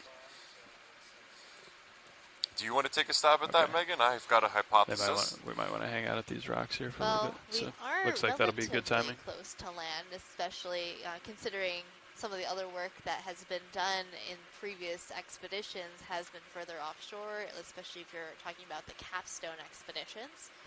So being close to shore, we're closer to people, more likely to be closer to inputs of, human remains and things like that. Is that another black I think coral? that's generally a good point. Right Another there. thing Black that coral, really okay. comes to mind is yeah, go ahead. our expedition is called Deep Connections, and that's kind of an emphasis on the fact that these submarine canyons are a connection between land and Pathies, the if you will. ocean. And so the fact that we're in the axis of one of these canyons right now, I'd expect that to concentrate and focus materials from the continental shelf down to this relatively deep sea environment. So that would be my first suspicion, why would we be seeing more trash here as opposed to just at the foot of a slope anywhere. And Jeff, do you think the turbidity currents and movements also transport trash down slope? Absolutely. If they're occurring during the Holocene or the Anthropocene, then they would entrain anything that happens to be on the seabed and transport it downslope. In this case, the turbidity current or the submarine landslide that formed the steps of this feature probably predate human civilization, or at the very least humans producing enormous amounts of trash to go into the ocean. So that's probably not the case, but more frequent and smaller scale flushing events absolutely could be advecting or flushing trash and sediment down the axis of this canyon. And wow, we've got some really nice geology here, as well as some biology.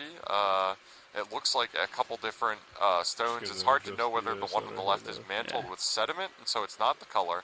The one on the right is definitely something that's mafic. It looks either like basalt or some other high iron material, which gives it that distinctive dark color, as opposed to having higher silicate content.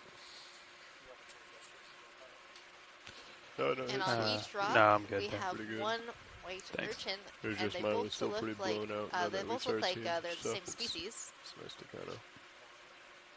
But I don't know if I can go any further with the ID on these urchins. All right, let's come live video.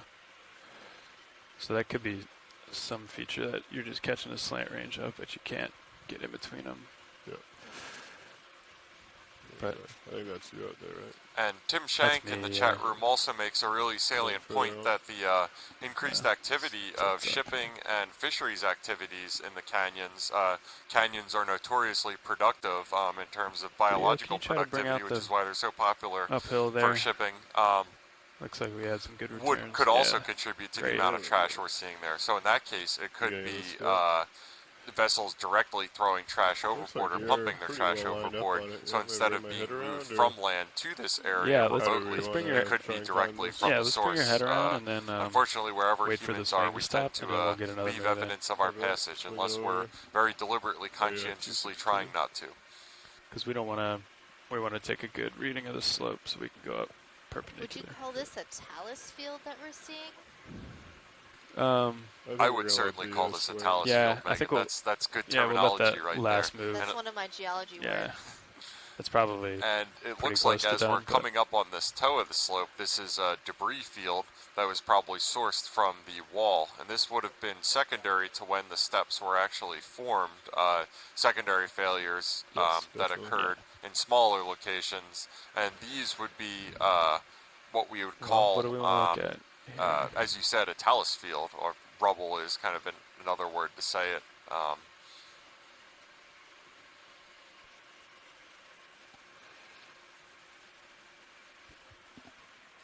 actually, just I'm kind of just giving an overview. Let me know if there's something in particular you want to look at.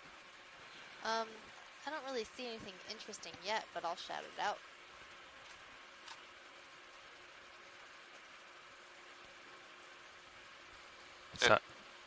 It looks like we do see here in the upper rightish, you can see the kind of sheet-like separation of the rock from the above layer and the below layer. And what that tends to say is that we call that on land or in the submarine environment a bedding plane, which is where you get a contact right along the slope, and that could be a location of weakness at which the failure occurs along. And so instead of a large chunk or something like a triangle shape coming off, instead it looks like a sheet. Imagine a shingle of your roof falling off. And a lot of times that occurs at a contact between two really different types of sediment above and below where the failure occurs. For example, very fine sediment below and something like sand, or at least coarser silt above. Is that a crab or did? All right.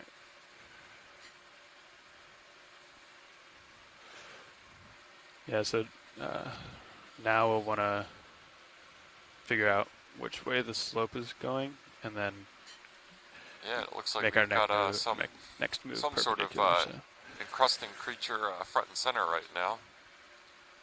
Is this what you were looking at, Emily? So this is Yeah. a type of coral, a soft coral, also called a mushroom coral. All right. Its official scientific name is Anthomastus, and you often see these animals on Okay. hard substrates, Probably so what, that's 260? why Come we're on, seeing video. it here Yep. in this rubble field. These animals can also fully retract their tentacles, Yeah, and zoom that's ahead when they well. have their most mushroomy looking shape, because they kind of look like a little mushroom from Super Mario. It's pretty adorable. Pilot, can we get the lasers on for a sense of scale, please? Yes, we'll get the lasers on. So And next to lasers this coming up. coral, we're seeing a Munidopsis squat lobster. We're using the sonar that more now. white squat So lobster high that's pack sort gives of you a nice hanging out overview there on of what the the side plan of is. this piece of However, on a dive like talus. today, generally it's more of just find the steep slope and follow it up. I'm going to center back up video. So in order They to often do that, have spines we're along lining the backside of their carapace and D2 a and long Sirius up, upward trying to curving get perpendicular rostrum to or the nose. steepest local slope. And then we'll follow that up and we'll keep adjusting to stay perpendicular to the local slope. and then from there we'll make our way as close to waypoint 2 That as is possible. just a while really still gorgeous trying to illustration work of our way uphill. the surface area that these creatures get Yeah. through the So tentacles upon their tentacles for catching these kind of small organisms that you can almost see in real like time going 255 by now. the If he was to come tentacles. And over I'm sure a that's the little wrong bit word, to I'm the using starboard, tentacles, I'd but bring it to around like 2.6 or so. Yeah, so the tentacles maybe a little bit of shy, this but we animal can are kind of pinnate, trace it which as we means go. they have those side tentacles, as you were saying. And that's very consistent with all of the octocorals. Octo meaning they have 8 tentacles per each polyp. So one way to really identify octocorals from afar is to try to see what their tentacles look like. Are they pinnate, and do they have 8? Yeah. Lasers are currently on. Great. And now we've got our lasers on to get a sense of scale for this coral. And it looks like the specimen is maybe 15 or 20 centimeters wide.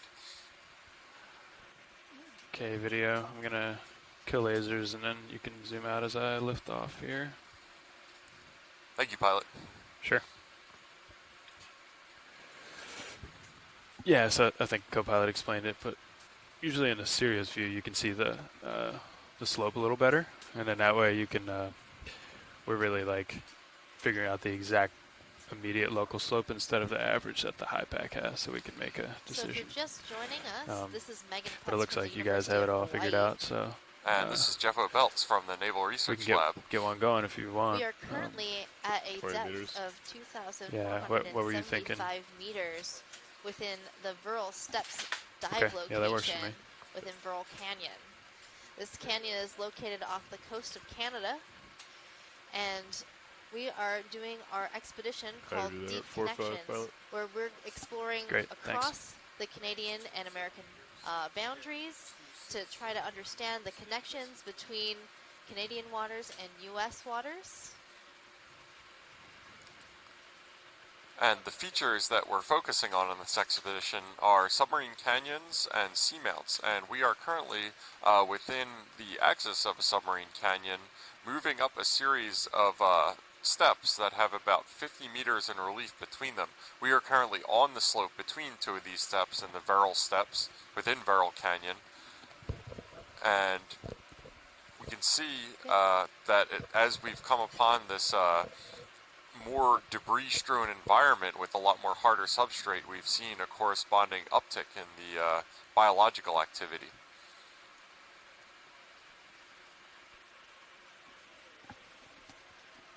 Now we're seeing a Venus flytrap anemone. Gonna do a quick pilot change here. Watch these. I think these Venus flytraps might be one of my favorite critters down here, Megan. They're just really cool looking. They sort of work like Venus flytraps as well, because when this anemone captures something, they'll close and bring that organism, that food particle, whatever they're eating, into their mouth, which is at the center. Yeah, and if I recall correctly, that's a pretty common survival adaptation for these creatures down there, because it might be so long between when they come across food, their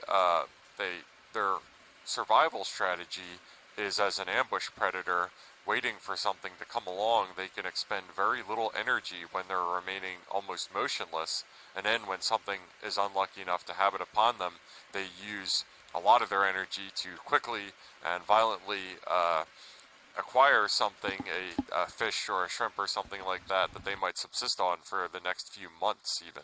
Is that an accurate summary? Yeah, food is limiting in the deep sea, so when you do find a meal, you have to make the most of it, which is why you see fish that are adapted to open their mouths very, very wide or extend their stomachs past the point where you think that would be normal. Because once you capture something, that can be your meal for a very long time. Okay, we've got you at 45 here. I'm not under those same constraints, Megan, you turn but I your can lights relate. back on? I did not. Okay. Nope. Well, maybe you are if you're not going to go to meal times just the on middle time. bank. Okay. You know, it's hard to leave the screen and go down to the galley sometimes. Yeah, it It's looks like too this exciting the up water here. is kind of subsided a little. Absolutely. Fortunately, there's always snacks available in the galley. I Always just snacks on changed board. the serious lighting. I don't know if that affects you video, but Yeah, so as we're continuing up the slope, just to reiterate, sedimentation in this area, the accumulation of sediment on the seafloor is really slow, but at the same time, this feature, the steps of this canyon, are probably decently old. I haven't, in my quick literature review of the Verrill steps features, I haven't gotten a real good estimate of the age range. It's a really difficult thing to do to determine the age of these submarine landslides or turbidity current features. But it's hard to know right now whether we're seeing sparse debris on the seafloor or whether this is one continuous upward set of stair slopes that has just been mantled by fine-grained sediment. And this is one of the reasons why when we're doing seafloor mapping on these expeditions, we're not just collecting the multi-beam sonar that gives us a picture of the seafloor itself, we're also collecting chirp data, which gives us a window into the subsurface below the seafloor so that we can kind of peer through this sediment drape to look at the actual shape of the rocks that were exposed here when these landslides happened.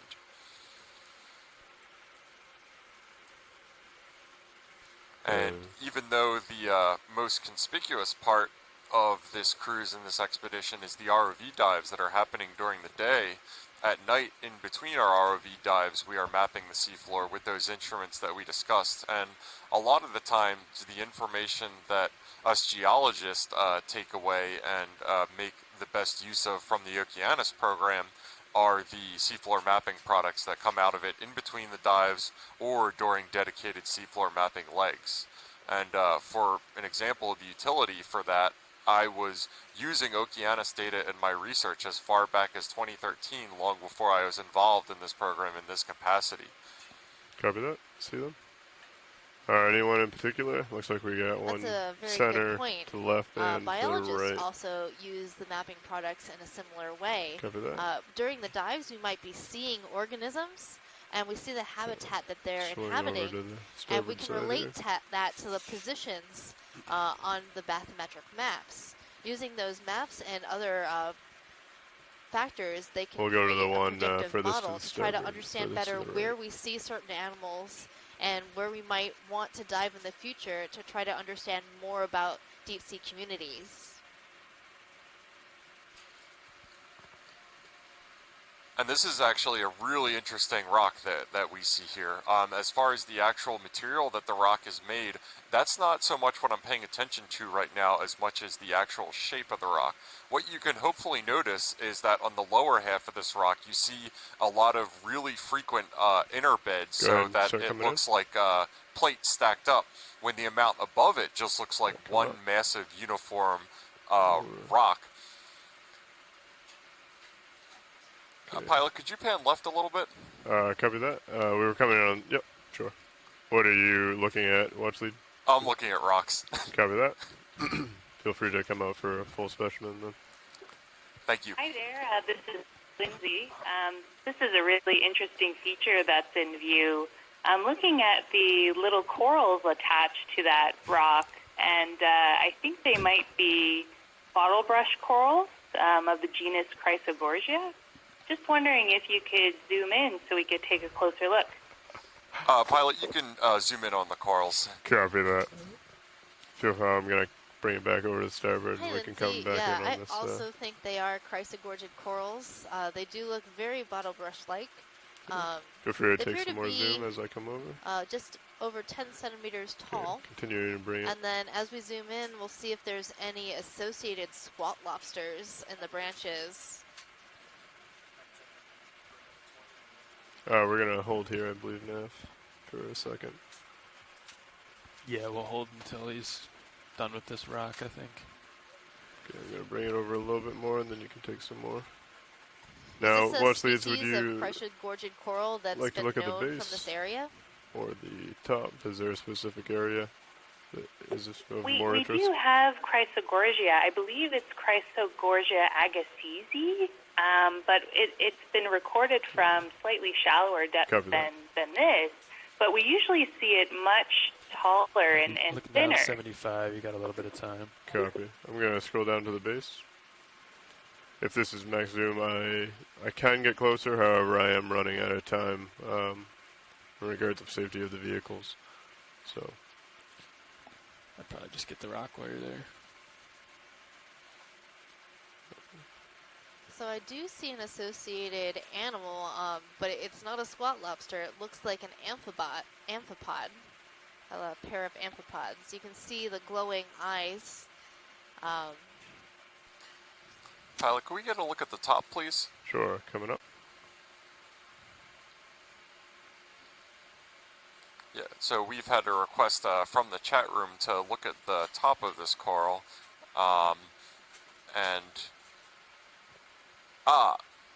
I'm sorry, that was the top of the rock. Copy that. Video if you'd like to come out. Sure. Thank you. Yeah, running out of time here. Copy that. Watch lead video. I got about 30 seconds left. What exactly are you looking for? The 3 colonies that were at the top, if you could get a quick zoom on one of those 3, doesn't matter which one, I don't think. Okay, coming to starboard. Thank you. Go ahead and take some more video if you'd like. I'll come out. Yeah, looking about 90, you got a little bit left. Yeah, so we just had a request on our chat room to look at another one of these corals to confirm whether it was the same type or not. That's max zoom video. I'm pretty far back. Is that enough for an ID? Watch leads? Yes, pilot, that's good. Excellent. Alright, video when you're set. Feel free to come out and we'll keep moving. Very cool, yes. So just to reiterate, yeah, while we have this rock Probably within just a view, little bit the too top far half of this rock, you'll notice, is one massive block that doesn't have the same sort of layering that you can see in the bottom. And that tells us a little bit about the depositional environment that that rock was deposited in. What that tells me is that bottom part, which is really thinly deposited base, is that was deposited in a relatively quiet setting where those sediments had time to settle into the really fine layers. Looks like that the, top salt part may be where going it more was to generally starboard. uniform in Yeah, one to massive adjust our, block, yeah. we typically ship moves associate from something here. with that as a mass transport deposit. And what that would be is Coming that up with sediment that Copy was that. deposited by a submarine Start to landslide, tilt up. everything Coming up, gets push mixed forward. and jumble it up, and you don't get the strata that you saw in the bottom of the rock.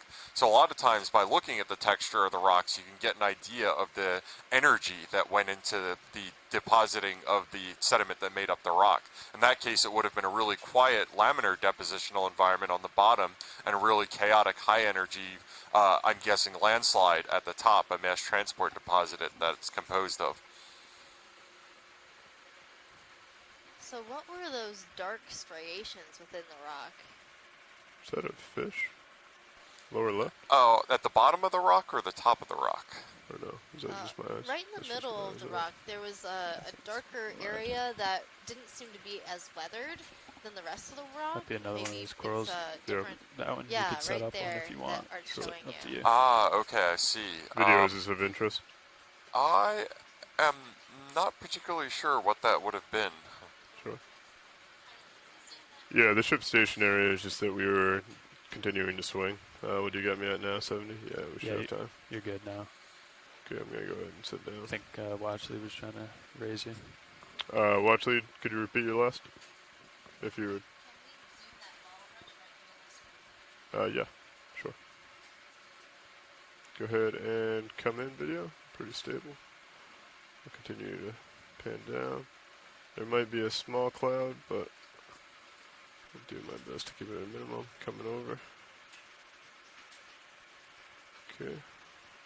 I'll hold there. If you'd like the top or the bottom, feel free to call it out. So this coral is a little bit longer than the other ones that we were seeing on top of the first rock we saw. It also has a few associates. There is an Gonna anemone pan down to the on the associate main first, axis or of the the anemone. branches, and then Coming there down are a a little number bit. of amphipods also hanging out on the Okay. branches. Gonna hold there. This is a type of coral called a chrysogorgian Copy coral. that. It's in the genus Chrysogorgia. And these Slipping a corals little are bit, bringing commonly it known back. as gold corals. Can you guess why? Was that gold, G-O-A-L, corals? Gold Gold corals, okay. for golden corals. I am going to hazard a guess that it is the color of their skeletons. That's right. So without the tissue, the skeleton tends to be a goldish brown color. There's also another coral commonly known as the gold coral that grows in Hawaii. Its name is Kulamanamana haumea. It also has a very gold skeleton. It grows extremely slow rates, and it's a type of zoanthid coral that grows on top of other corals, but it's unique in that it creates its own skeletal matrix in addition to the skeleton it grows on from its host. That's pretty great info, Megan. And so when they first find these specimens and when they first describe them and name them, they're looking at the skeletons, correct? Not the organisms that we're actually seeing in this frame. So that's why the naming is always reliant on the actual skeleton instead of the body itself. And then I'll go ahead. Is that right? Are Sorry, on that was a now, question. so when you come out, we'll just paint it, and then we can continue on. That's partially true, because when they did collect these types of specimens back in the day and they collected them through dredging, the main thing that survives that process is more of the skeleton. So you see the skeleton is very distinct, and Pilot's so clear. that distinct skeleton is part of what gives it its Continuing name. forward. Also, you know, as the Laser's tissue coming is off. preserved, it leaches its color, so pushing up and out. you don't get the same color experience with preserved specimen than you do from seeing them Yeah, it in looks like situ. 270 is probably a little bit better for. Yeah, I think so too. And I think I'm done swinging, so if you want to get... Yeah, if you want to... Yeah. So what's interesting to think that's note good. is Good with that even though we're on good. kind of similar slopes to what we were looking at some parts of the dive yesterday, and you can illustrate that from looking at the camera feed 2, the Sirius feed, it's generally just a lot more mantled in sediment in this area, even though we're still operating on fairly steep slopes. And part of the reason could be is that there is higher or less current activity in this area, or potentially sediment flows going downslope, and so these slopes are rinsed of sediment less often than the ones in the gully protected area that we were looking at yesterday. One of those, Oh, goosefish, look, I it's believe. one of my favorite organisms. Favorite organisms? Oh, I got to hear about this. So this looks like a type of squatting fish that likes to sit on the bottom called chaunacops. And my favorite thing is their frowny faces. Yeah, I'm going to push forward a little bit, The see if I can interesting get thing a toe. about these fish is their gill slits are actually located behind their pectoral fins, and they can use them as siphons to help them swim. That fish looks seriously unamused, Megan, and it's a very, very distinctive looking creature. It is very distinct and just so cute in a very round, Feel pretty grumpy stable sort of way. there if you want to come in. Hey, pilot, can we get lasers on that, please? Sure. Lasers are on. Coming down on the camera. And over to starboard. It's up to you. There we go. Now we've got lasers on this so we can get an idea of the scale. So it looks like this fish is only on the order of maybe 5 centimeters wide or something like that. Copy. This is a very Lasers off. tiny fish. I'm going to come up on And the this fish rotator a is bit. actually in the anglerfish family. So you see between its eyes, there's this Okay. little white puff Go ahead ball. and take more if you'd That's like. part of its lure, and it can actually move Got that some lure time. back and forth Cover to that, try pilot. to go back. attract the attention of a food item. Now, Megan, I'll tell you Got something those else other that's really lights too, distinctive video, if is you need just the absolute lack of motion of this fish. How does its lifestyle come up a go tiny bit about more on and the relate rotator to if you'd that? like. So you'll notice that Sure. its fins are modified to act as legs. So it perches on the Okay, I'm bottom. going to follow him up. There you can see. Following him up. And now you can see those Can I come over gill to starboard a slits little bit? behind And the following him up. fins. But their general strategy is to sit on the bottom, never seen be him swim. very, very I've never seen still, him swim either. and wait for something to pass Okay, by. I'm going to follow him And up. then You got room they're to ambush chase him. Copy. predators, which means that Video, they're are you going looking to for a quickly chase? move and capture Copy their prey that. item. Chase away. Megan, it stands to reason that one of your favorite fish is also your most well-trained fish. Oh, this little angler went out there. Lure. You're looking good. Copy. Yeah, if you can just keep an eye on me as I chase him around, co-pilot. Gonna come down the rotator. It's really got kind of a strut to its swim, doesn't it? Yeah, it kind of does. Come on, sweetheart. Come over for... They're not really, the best of swimmers because they're so used to sitting on the bottom. That's what they're made to do.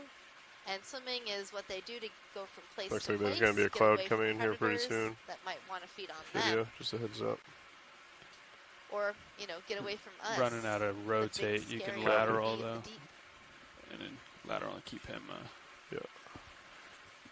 And you can really get a look at that adaptation on its underside for those protrusions to perch on. It just looks almost more optimized for squatting than it does for swimming. Yeah, we can try. That's exactly what it is. Gonna lateral to try and stay with it. Those fins are definitely modified to be little legs or little feet that they can perch up off the bottom to wait for their prey. Gonna follow him down with the camera. So now that this little fish has gotten a little tired, you'll probably notice that it's gonna make its way back down to the bottom and perch.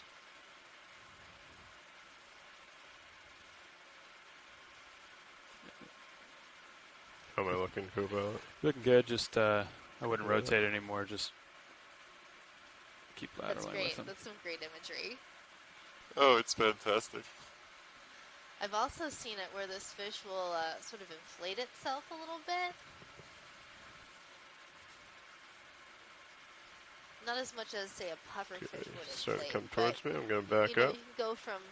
You don't have a ton of backup. I think your back I'm a big scary is fish in, too. so. I'm ready to get out of here and swim quickly. Down. Something like a golf ball to a croquet ball, you might say. Maybe not that much of a change. Yeah. Sure, he's coming right underneath me. Those plumes of sediment off the bottom are beautiful. Let him go. Cover that. Sure, no problem. Okay. Oh. Oh, he's not done with us yet.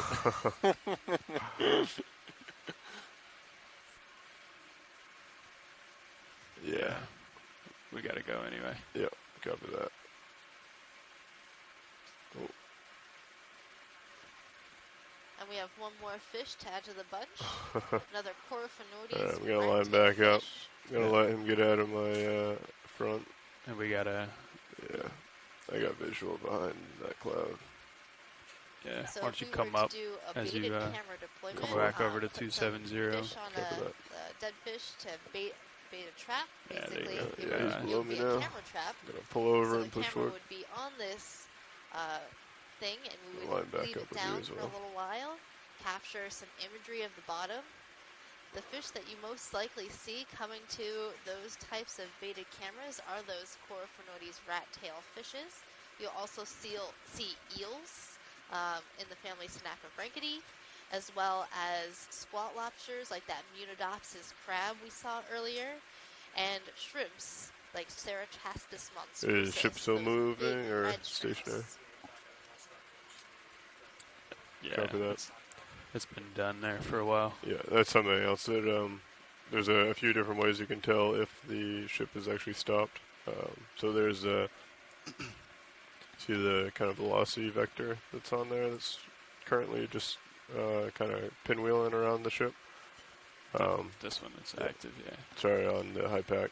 So when that's the current velocity of the ship itself. Yeah, and it's really distinctive as we're traversing our way upslope again. I have to reiterate how different you asked it to go. the However, when it stops, you'll see it substrate, pinwheel the like bottom that, 'cause type the of DP this is slope kicked is in and compared to the it's slope trying to that we hold were its on position. yesterday. Or In if they call broadly down, similar know. gradients. That just kind of gives you, again, a lot of you can see clues the about cluster of the black dots current there. It's activity got in this area, drilling holes as for a well as little the bit. age of this feature. old enough to be mantled in the sediment, and also steep enough that it's not being flushed, and also not enough currents to remove that really fine, fluffy sediment that we saw earlier can be so easily compacted by things being put on top of it. I can go for another 20.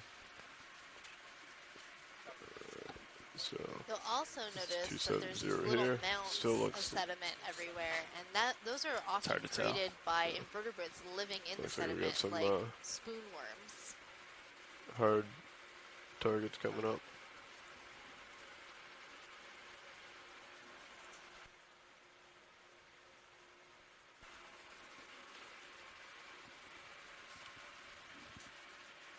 Yeah, it looks like we're seeing something up here on our approach. More rubble, and I'm not sure what else. Hopefully not more trash.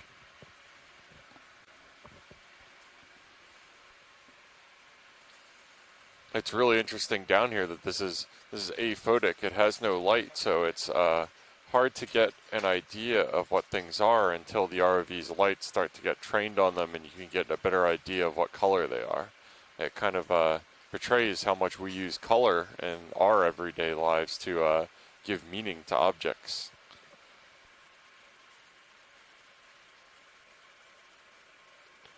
And again, watch Lead's video. If there's anything of note that jumps out at you, feel free to point it out. Let me know.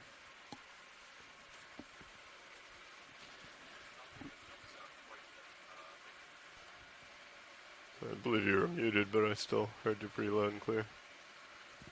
There's something, if you come to port, there's something dark in my view. It might be a rock, if you just swing your head. Sure. It just doesn't look like anything else down there. Oh, other port.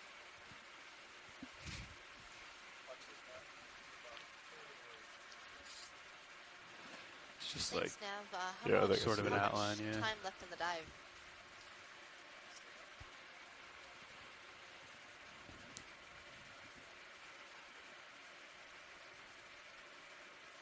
Does look like a little rock feature. Yeah. Alright, would you mind doing a quick zoom here on the darker object in the middle there?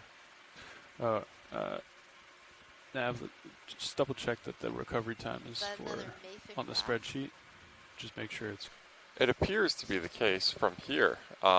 Among the other rocks that you can see in this shot, the distinction that we can make here is that there are a couple of those mafic higher iron content is what gives it that darker color typically, among other siliciclastic rocks which have higher silicate content that don't give it that kind of distinctive coloration.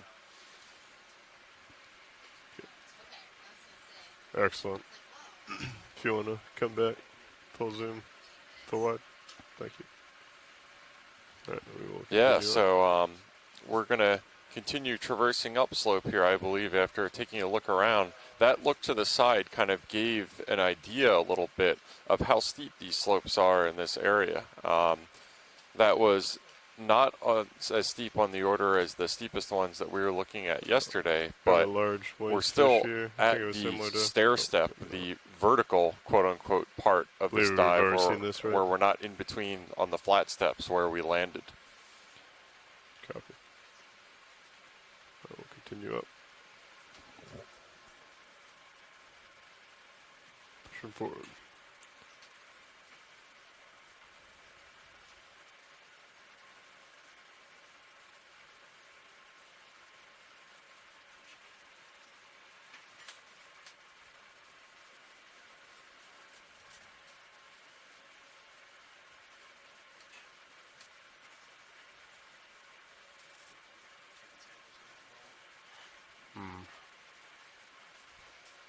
That's right, we have not collected anything yet, have we? Yeah, so this is a lot of outcroppings that we're seeing right now, and this is very consolidated rock, which gives us an idea of how old it is. Before the dive, I was speaking to a Geological Survey of Canada partner on this expedition and mentioned that this canyon itself, Verrill Canyon, was probably in the age range of about the Pliocene to early Pleistocene. And so to put that into years term, that's on the order of about 4 million to 2.5 million years. But to note, that's the age, not that the rocks that we're seeing were formed, it's the age at which this canyon was incised into much older rocks. And that can be as old in this area as the Pliocene age towards farther back than 4 million years, even into Miocene, which is older than that. And at times in the relatively deep canyons, outcroppings of Jurassic or Cretaceous, which is tens of millions of years old. So that's another way that these canyons can be kind of windows to the deep, to use another expedition name in the past, and that when you look at a canyon wall, you're just getting a great cross-section of geological history. And that's why those outcroppings, similar to outcroppings on land, are one of the subjects of interest for so many geologists, because without having to drill down into the earth to take a core sample or a well bore, we can get an idea marching back in time of what the depositional environment was like.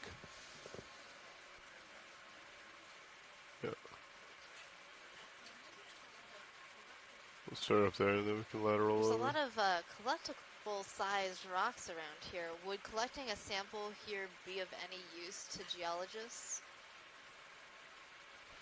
You know, representing the field of geology, I think I'm obligated to say that no rock collection would not go to any purpose.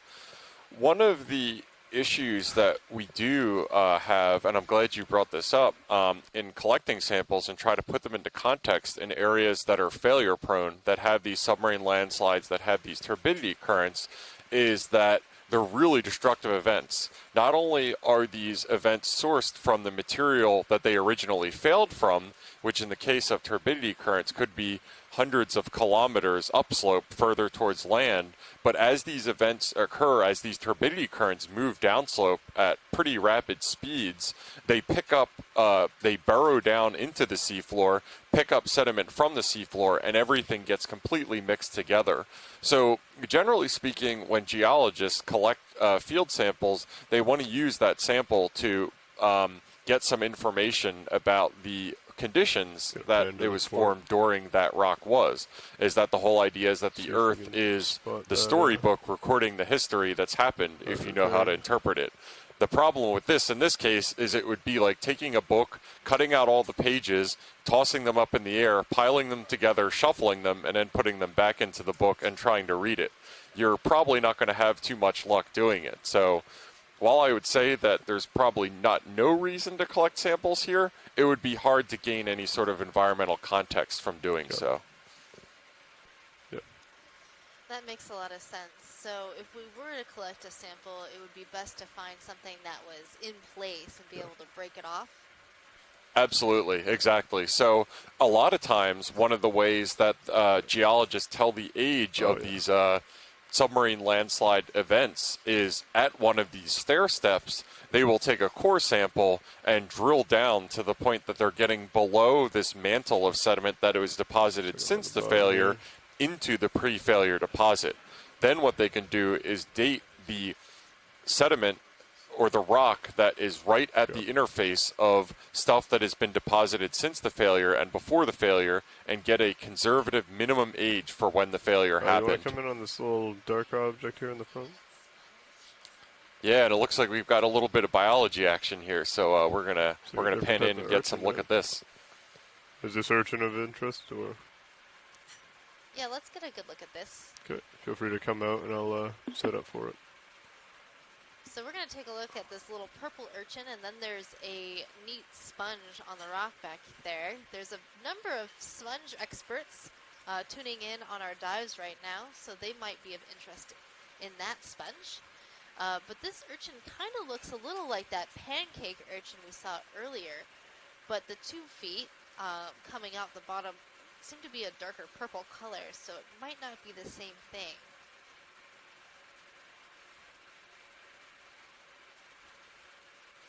And then swimming by is one of those moored fishes. I believe the common name is codling. It was also really striking as when we were panning by, I noticed one of those brittle stars or those sea stars moving at a pretty rapid rate. That was notable, and kind of going back to what you said, that these echinoderms can make tracks when they need to. Yeah, take as much zoom as you'd like. I'm pretty stable here. Hi, do I hear Chris Ma? You do. So since the last time I spoke to you, I did some homework on the urchins that we've been seeing. And although it, so this one, I believe, is something called hygrosoma. It at first does look like tromosoma, but I guess this is certainly one of the species that they collect. Hygrosoma is one of the ones that they collect in this area. At least that's what our records indicate. The white sea urchin that you've been seeing is something called Echinus. I think they changed some of them to Grail Echinus. I have to double check that, but I know for a long time it was known as Echinus acutus, I think. Oh wow, that is. Check out those weird walking legs, though. Yeah, the walking legs are really inflated. It seems like they have a extra layer of tissue. I don't know. Okay, I'm going to have to go back and homework this. But that's really weird because the one that we saw earlier, I think, looked see some of the like what I have an image for hygrosoma with the specific little gonna hold there as it walks up. Horseshoe, horse or little boots on the spines. But this is neat. This is something I haven't seen before. Wow, that's really cool. Yeah, it looks like completely different. Yeah, the legs are really thick and short, and they don't have those little hooks. Yeah, I mean, I'm pretty sure this is an Echinothurid-ish like thing. I mean, there are the Echinothuridae is like a discrete family, but there are a couple of other sort of sister group type things. They're slightly different. Belong to a larger group called the Echinothuroidea. So this might be something a little off. Okay, well, I thought I was going to give you a name and just be off with it, but but I'm going to have to take some more pictures of this and sort of look into what this might be. So, do you see these? But that is the nature of exploration. There's like these interesting, like little flower-looking structures coming off this urchin. Do you know what those are? Got more lights too, if you want it. You're baiting me.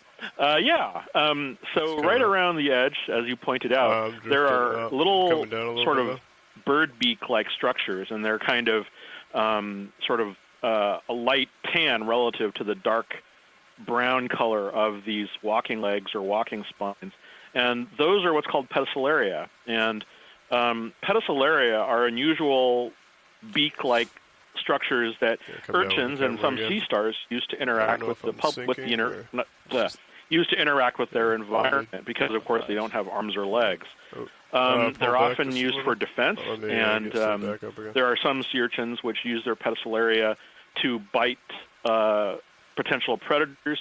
Some pedicelaria in some shallow urchins can cause very painful stings. Go ahead and come but back it's unclear whether it's the pedicel. I don't think it's the pedicelaria in these deep sea things that cause any kind of poisonous or venomous interaction. But they probably use them to fend off small crustacean. Because probably there are small amphipods and things that attack the papilla, the gills, or the tube feet. But they're probably also used to pick up or take off sort of things that settle on the top. But you can see there's an active surface of all kinds of things happening. Spines are moving. There are tube feet sort of going back and forth. There's an interesting gelatinous mass on the side that I don't recognize. But then you can see there are sort of rather large beak-like structures right down there around the edge. I mean, it's a beautiful shot of these living Echinothurid type urchins with these bizarre sock-like tissue coverings around the edge. That's really weird. I'll have to give that a little bit of homeworking. Thanks, Chris. But I can definitely tell you, the white ones are Echinus. Okay. The white ones you're seeing. Echinus, definitely. Echinus, I'll talk to you guys later. Heading Thank you, change. Chris. Okay, Bye-bye. copy, Bye. gotcha. Thanks as always, Bye. Chris. Here. Do you want me to come up slightly on the rotator? This is another a good opportunity to kind of address the interface of biology and geology. We talk a lot about You the said lasers? effect of geology on co-pilot, biology mind in grabbing terms of that? having My hands a are in suitable kind of an odd- substrate to anchor Lasers to. on. This is a case where the biology is affecting the geology. What we got a great view of that urchin doing to the sediment as it was using its pedally little protrusions to move upslope Yeah, that through the is sediment. really soft. What that does is it Extremely mixes soft the sediment. sediment up, and Every in time you areas where with Sure. such Just slow Did you have accumulation a little rates, forward range? Yeah, it I could did. be mixing thousands so of I'm years gonna worth of back sediment off. I'm gonna in try and the shake off couple my toes. millimeters worth I got a that lot it of was mud. I don't think you paddling need to. through. I think that'll And that make it worse, action unfortunately. of biology interacting with I tried sediments, that, we and, call that bioturbation. really just And made it a lot worse. of times, my colleagues who use radioisotopes within sediments to calculate can come up accumulation to, rate I'm gonna to see how look at fast them down, sediment I is did 60, depositing in so a you certain come up and over area. if you want. It's something they have to account for. You don't Is the think fact having that we that can't clump just on assume my, that the sediment my was port toes gonna be deposited an and then issue? left alone. I mean, There's you can check it probably off, been but we don't have various it moving, so it's organisms just walking gonna on it, and a lot of times Gotcha. tunneling through it as well. And so bioturbation, it's something that that we keep in mind and frequently shake our fists at. I think this come up and take a look at this here. this sponge was of Well, interest. biologists like bioturbation because that means there's some bio there. Sounds good on that heading So change. now we're going to take a look at this really thanks. interesting vase sponge. I hope someone There's in another one of Dartmouth those, might be urchins still down on the there. line to, you know, put in their 2 cents about this sponge. I know they're really interested in sponges. Yeah, well, it's not Spongapalooza 2019 like it was yesterday, but this one looks pretty cool. This is a different type of sponge than anything that we saw yesterday during the dive. As we get closer, we'll see a little bit more how the sponge is structured. But from here, it looks like this might be a harder sponge, something a little more on the crunchy scale rather than the soft, squishy scale that we collected yesterday. So maybe a uretid Coming up low on the or rotator. ferritid sponge?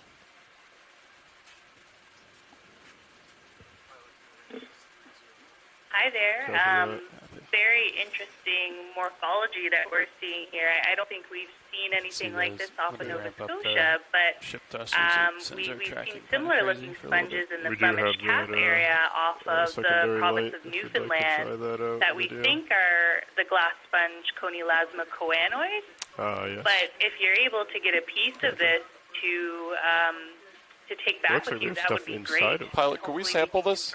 Yes, definitely. We could go ahead and sample this. Great. We just relayed that request to the pilots to sample it. Let's video. Let's take some time, get some good imagery of this. Great, and note the what looks to be a little black coral to the right of it. Pilot, can we get a pan to the lower right? Sure. Okay, coming out of lower right. The lower right of the subject or lower right of the... There was a terrain? black coral to the right. If you could zoom out a little bit. The upper right? Yes, pilot, upper right. Okay, copy that. It looks like almost bare skeleton stick. Okay, I'm going to swing over.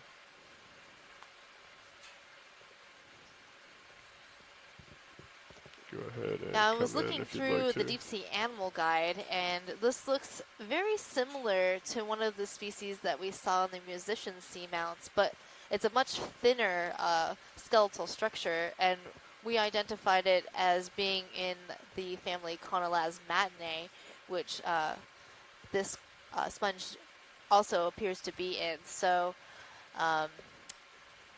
Conolasma. Conolasma. Now, looking at this coraloid here, it looks extremely threadbare. Is this alive? No, this coral is no longer alive. You can see it's a bare skeleton. You're seeing that black, and there are no polyps on it. But it is being new habitat for a couple other animals. We're seeing some hydrozoans encrusting along the entire skeleton. Those are those sort of fluffy thread-like animals.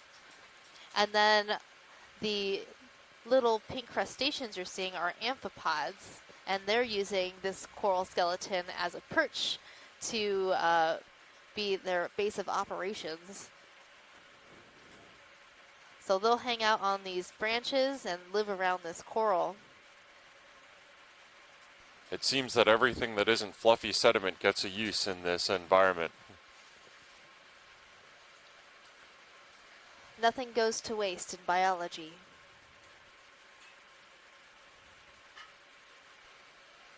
Great, I think that should be enough. If we could, go back to the sponge and then sample that.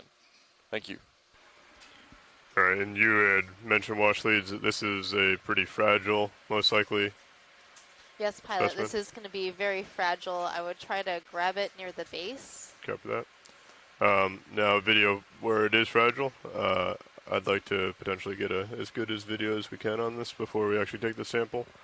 Are you satisfied with what we have so far? Now, Megan, when you said that this is fragile, is Sure, this another I'll, one of those glass bring it back sponges over. that's composed of silicate? Yes, Now, this did is you a just glass clear the tracking sponge on, in the family Eurydidae, Did you? subfamily Yeah, okay. Conoslazmatinae. Thanks, I was going to suggest And you can see how thin the skeleton is. It's almost translucent. It's not happy And right now. so It's it's not going to tracking be well. very, very, like a crispy kind of chip-like consistency. Okay. At least that's So, my co-pilot, guess. my thought is that we go for the base, try and be pretty gentle about taking it off. If it does break, if it is fragile, what would you think about potentially trying to suck up the pieces? I don't think the whole thing is going to fit in a bio box. Okay. So I think you might have to try to feather it in like halfway up. Do you think we could snap it off halfway up without... I'm just worried that if we try and snap it off halfway up, it'll either crush the structural integrity That's of a it. great shot, and Well, either we'll way, definitely pass this to let our off the back up is the sponges suction. experts to see if they can So help if ID it video, when you're they come satisfied, online later. if we could get some lasers on it so we have a better idea of size. Fantastic, thank you. We were hoping the call of the yeah, sponges would looks be like too much to overcome. Okay.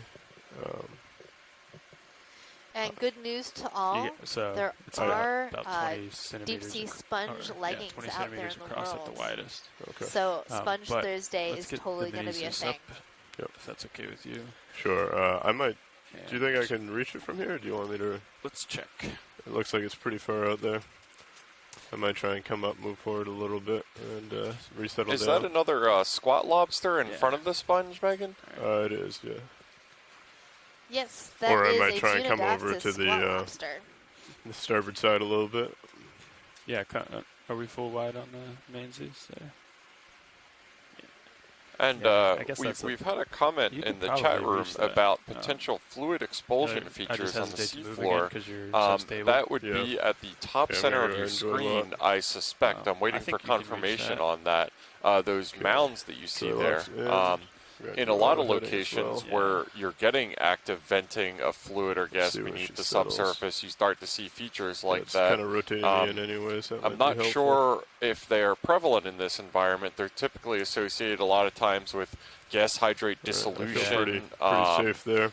Yeah, I'd say One so. of the other only thing things is, that they can be associated have with to is grab salt it, tectonism or movement come off of a little, salt and then in the we'll, subsurface, which apparently is prevalent in this Which if area, I'm gonna which I have to didn't go know and feather, until that's about a gonna be half kinda hour ago. challenging, right? A lot of times salt movement throughout the Yeah. subsurface I will mean, create so or enhance I guess existing what faults would- and allow fluid to travel Would there be vertically any, and that'd be a lot of stress be if we were to exposed like at the use the door to surface. push us away. Yeah. Waiting we don't wanna on do that. I confirmation agree. for that. I'll report after I hear.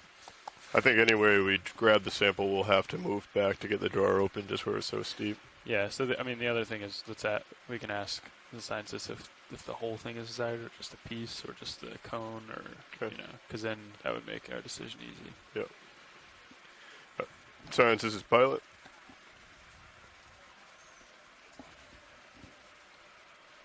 Go ahead, pilot.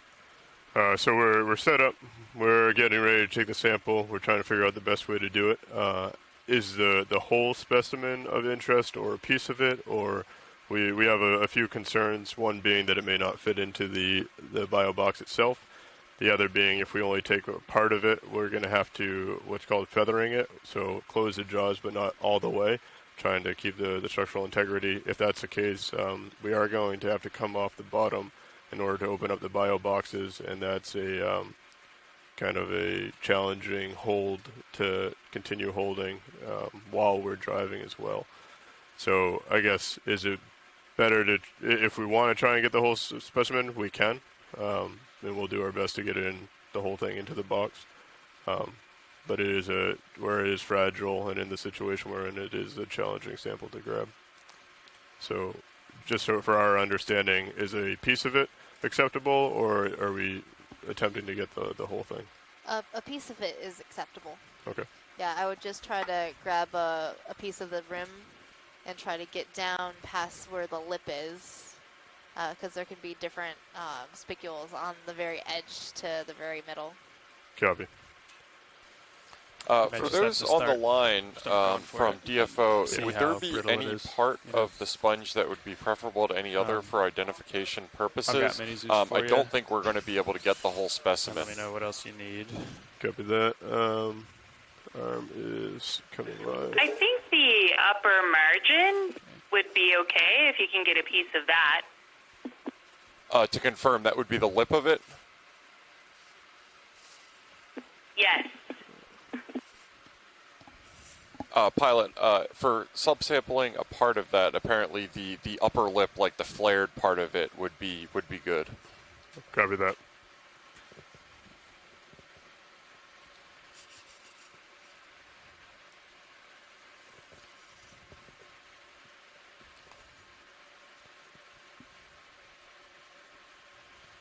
And bear with us for our silence while we let our RV pilots concentrate on sampling for a minute.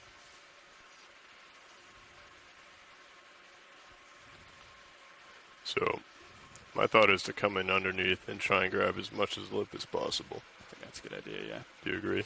Yeah. So now the next thing is, do we want to close it and try and cut it, which I think will break it and have a lot of fragments that may not stay in the jaw. I would start on it and see how if it has reacts. some give, then maybe give it the whole thing. If it has no give at all, it's probably just going to crack apart. Copy that.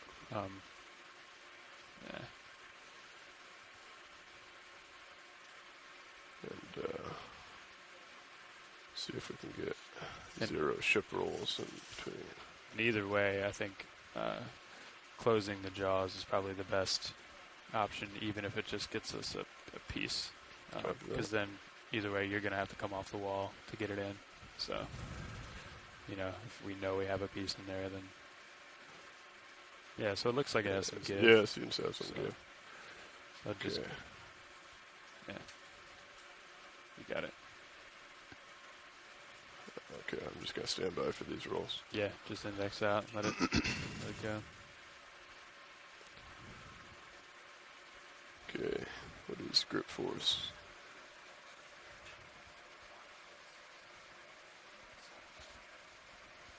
Four.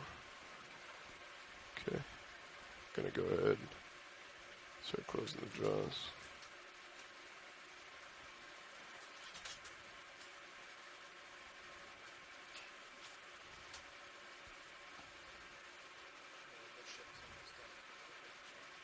Copy that. Thanks, Nat.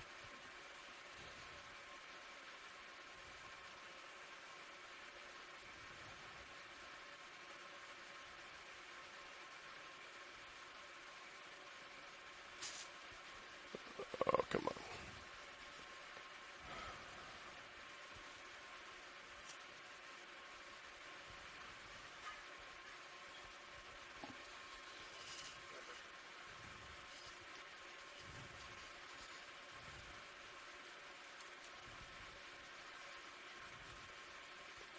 So this is very fragile. Yeah, so I would, I would just bring it back towards over the box while you're stable. Okay. And I can try to, extend the drawer if you want me to. Yeah. Okay. Yeah, we're already making contact there. Yeah. Okay. I'm just gonna get it over. Yeah. And then gonna index there. Yeah. And then I would just keep auto head in. Yep. And just take your joy lock off. Put auto depth in. Okay. And then just back up a little bit. Just give it a little bump. Copy. Coming out of joy lock. And you don't even pushing up a little. Probably need to put auto depth in. I just have to. Oh, sorry, I was doing lasers. Okay. Coming back a little. Coming up a little.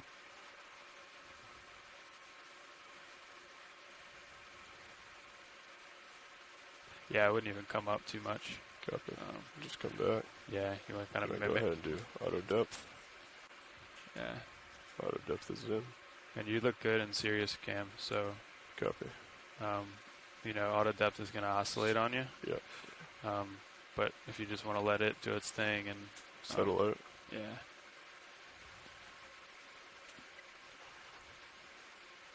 So now my thought with actually getting it into the bucket is just turning my wrist upside down, kind of dunking it. Yeah, I think it's like we saw in there. It's pretty light, but it's also going to sink. So yep. like, let's get the drawer open.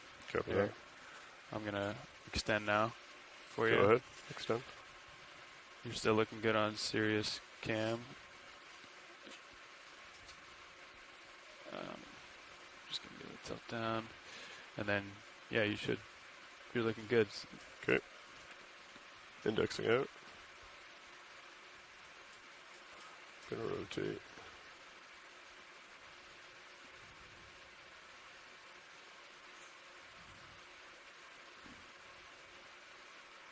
Okay. Reach out, going for port outer. Bring in a little more light. There you go. Okay, we think this is going to sink? Yeah, but you want to get it in as much as you can. Yeah. So yeah. Yeah, looking good. Am I touching? Looks like I'm touching. Your elbow might be, yeah. So just raise it up a little and then just wrist down. Yeah, perfect. Keep doing that.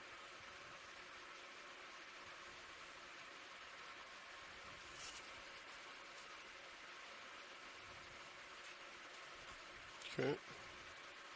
Yeah, and then I would just get it in as much as you can. Copy. And then, just slowly release the jaws. Understood. Okay, jaws coming open. Actually, I think You can get it in a little more, I think. I don't know if I'm holding it anymore, though. That's fine. I'm rolling a little.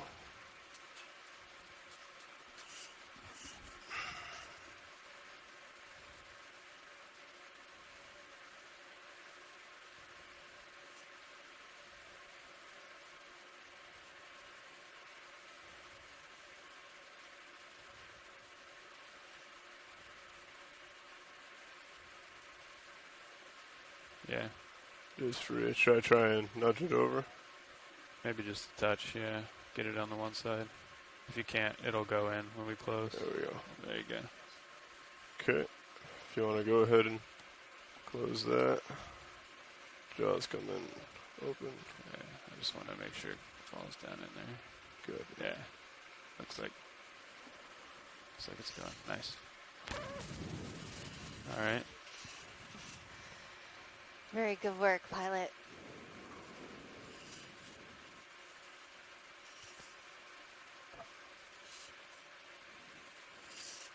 Can you tell me the depth?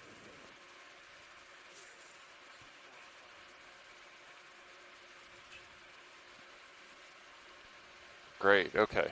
Coming back online now that we got the sample successfully secured. Our awesome ROV team managed to collect the vast majority of that sponge sample. So not just the piece of the lip, but pretty close to the whole thing, I think should be coming back to shore.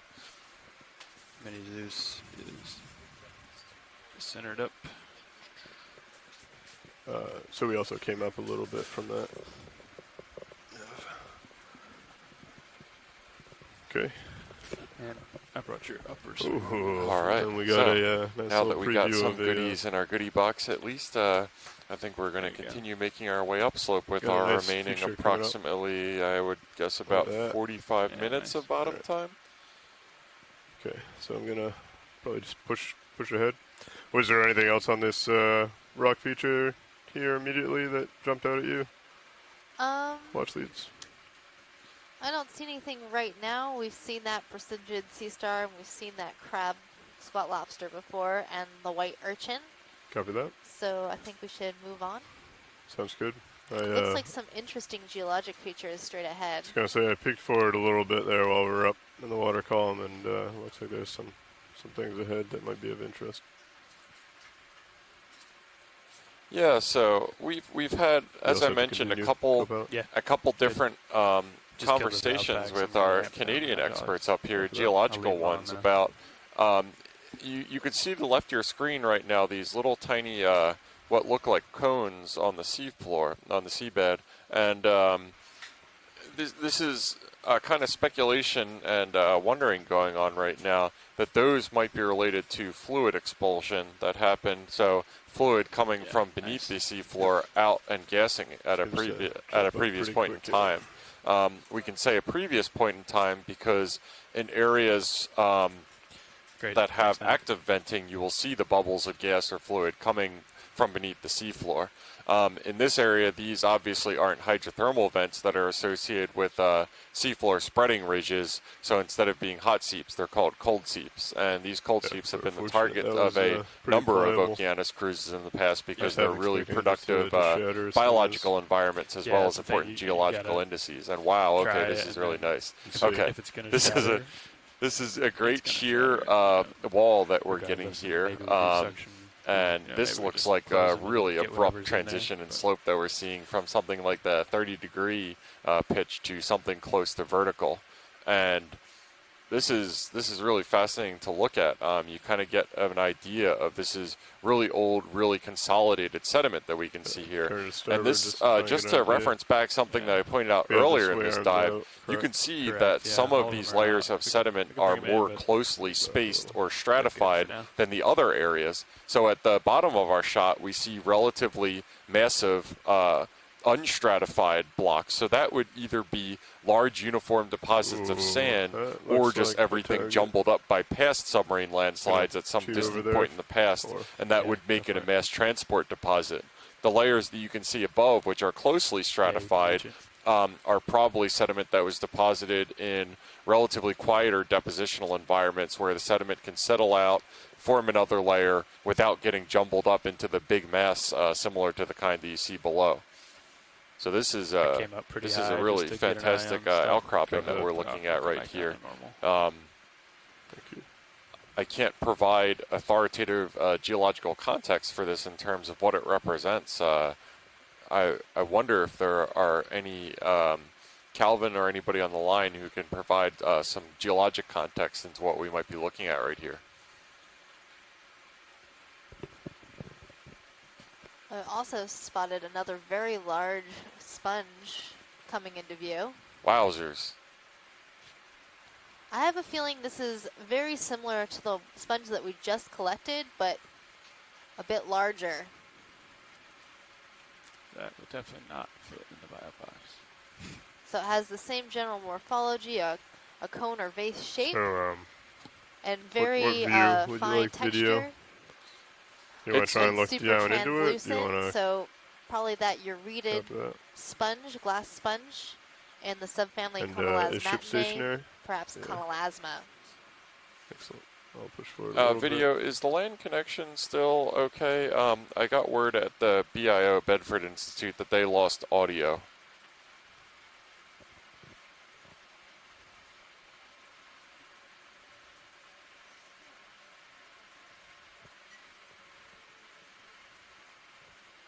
Thank you.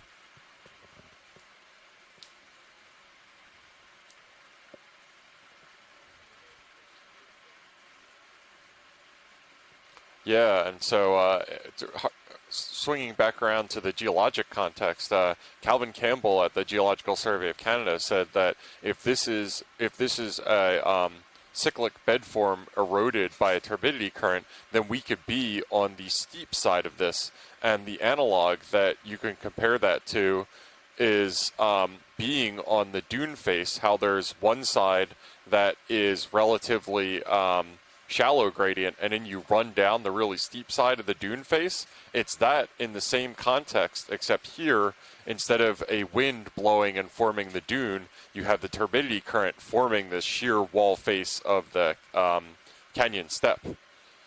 And this is, I think, just a hypothesis for the time being, but a really interesting one to think of.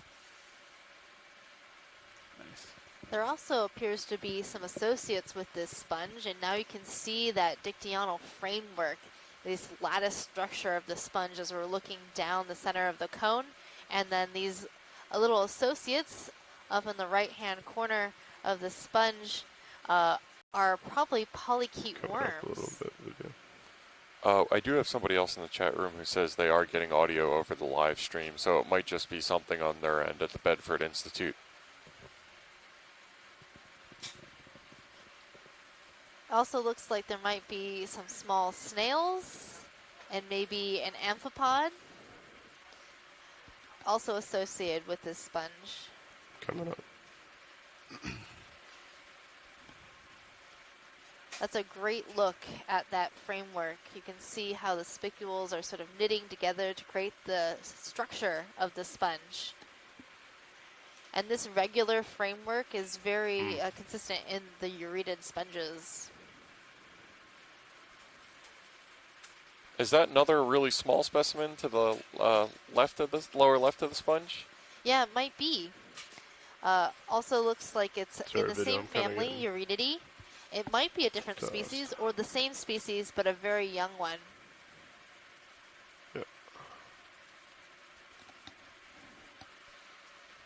Now, Megan, not to put you on the spot, but just as a general question, do we have any sort of sense of how long it might take a sponge like that to grow that large down here? That feels a little better there. Well, if you wanna, it's really hard to date sponges because of the way they grow, and they're made of silica. So as a geologist, you know it's really hard to date silicate. So we know that they grow slowly, but how slowly is slow? That is hard to determine. You want those lights on?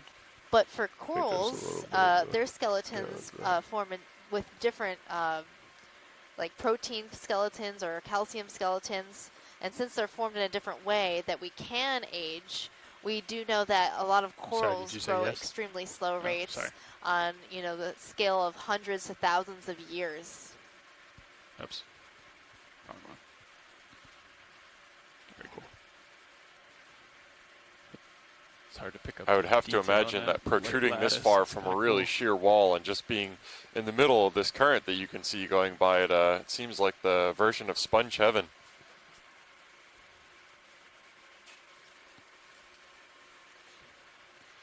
Yeah, it's probably a pretty good place to be a sponge, but with how much sediment is here, you'll see right in the center of the cone, there's a accumulation of sediment, and that can clog up the sponge. So the animal has to work at removing any detritus from inside. So the way to tell a dead sponge from a live sponge is a live sponge will have this really translucent, beautiful, bright white color. And when the animal dies, it'll start to get clogged up with that sediment. So it'll start to turn an orangey color or brown color. That's it. And we can also see some faults propagating through this sheer cliff wall in the upper left there, cutting through the strata. Science, is there any more interest in this subject? And a lot of times some some information, some Cover clues that. you can get about the I'll geology continue on from it. this area is here we can see, it looks like you see the faults cutting through. Faults generally cut might need to through move coming soon. either vertically or up to maybe about a 45-degree angle or something like that. So that can give you an idea if you're looking at a rock that you have no idea what even orientation it was originally deposited in. If you see horizontal strata and then faulting at that approximately vertical to 45-degree angle one way or the other, you get an idea that you're looking at things more or less right in side this up. direction, we got quite a few. I think Yeah, this is of interest. the only thing I'm thinking is like if uphills more to my port. Copy that. Yeah. I should be able to get a toe in for this one video, so you'll bear with me while I get steady. I was thinking like 230, but try and get some good light on it. I think even if we wanted to go So this is a 270 again, completely we'd be different okay. sponge than the one that we looked at before. And as we get closer, we might see if it's in the same family as the one we were just seeing, or it might be something different. Maybe let's wait till he's done with this shot. Okay, video, go ahead and come in. Yeah. Yeah, just trying to, right. No, I was trying to get perpendicular to it. So come left a little, I think would be from mine. So Let's like see what I can do here, video. 250, So now that we're something like that. closer, we can see that the skeleton full of light. this Sorry, sponge that wasn't is those, ruffled. But it does appear to have Copy, a thank you. similar framework as the one we were looking at before, so it might, again, be a euridity. But because it's ruffled like this, I don't think it's the same species as what we were just looking at, but maybe in the same family.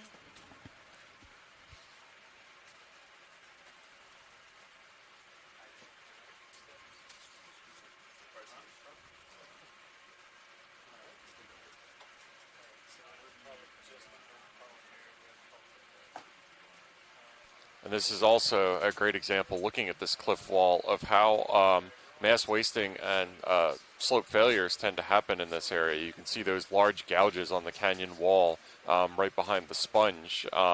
Once the slopes get that steep in this kind of substrate, a lot of times, depending on the sediment type, they fail under their own weight and collapse downslope.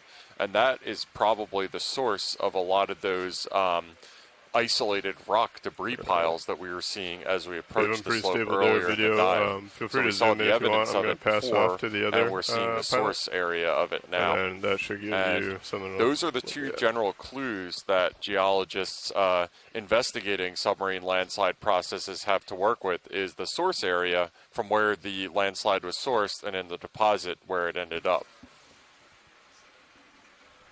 Okay, we've got a few good zooms on this sponge, and I think I'm video, I'm going to gonna change move you what in a little. family I believe it belongs to. I think it's in the family Verrill, which is closely related to the eurydidy. So again, this would be a sponge that has a regular dictyonal framework that tends to cross-hatch, but it seems to be forming these sort of tubes. And it's similar in structure to what we've been calling the turbocharger sponge that has been seen in the Pacific Ocean. But this sponge is more of a vase, but has that sort of turbocharger look to it. It's a pretty interesting specimen. So we're going to sit right here as we make a pilot change. Anyone on shore have anything to say about this sponge?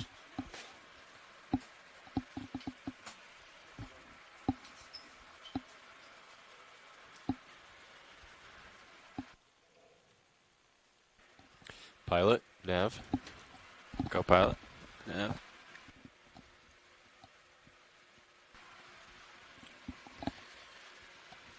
So, pilot, when you're settled in, Yeah. we might want to take a collection of this animal.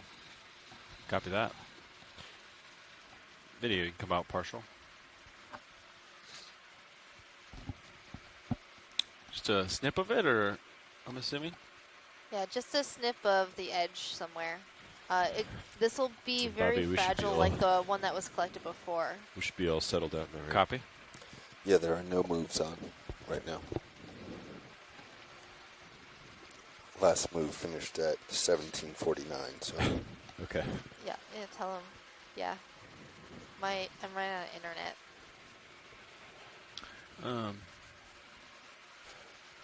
We have one sample in the port outer. Port outer. Can't really open the drawer here, but what if we like bring it and then what do you think of that? Is that the section part of it? Or go for the floating drawer stove? Concerned that if it's gelatinous that it will crumble away. And all stations, this is Nav. We have about 30 minutes left on bottom. What was your other idea? We could. Yeah. Okay. It'll depend on how squishy it is, I guess. But be ready for it. I mean, you could try to take a piece, and if it doesn't work, we'll suction up another part of it. Yeah. Right? Okay. But I think you're going to have to do a floating stove. Yeah, I think so too. All right, hydraulics coming on here. Yep. Hydraulics are up. Healthy twitch. Indexing in. Okay. I can sample from either side, whatever.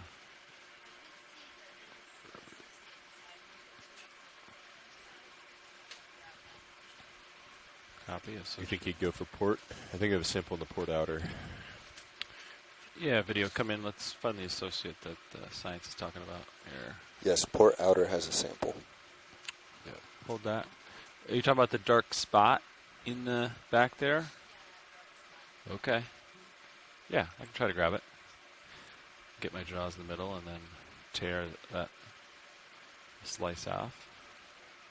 Okay, video, you can come out just a little bit. I'm going to get the arm into position.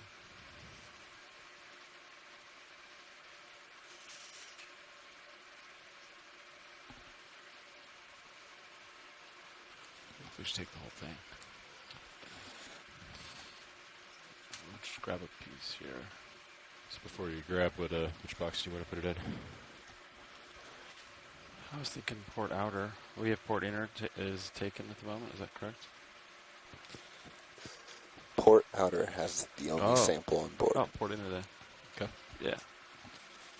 Copy. Thanks, Bobby.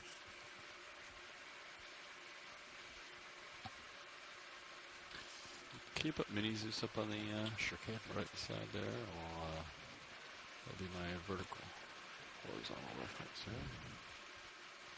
Let's give it a nudge. Let's see what we're talking about here. Okay.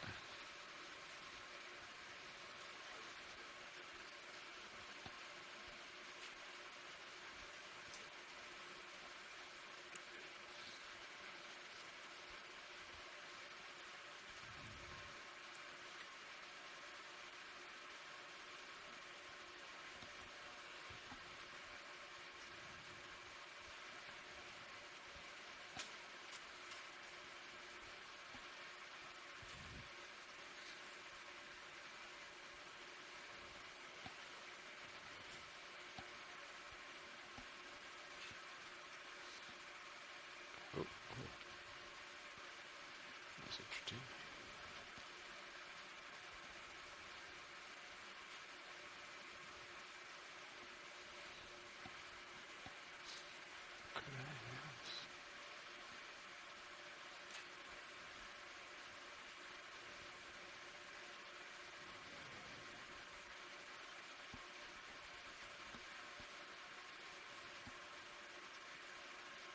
Okay, I barely have us.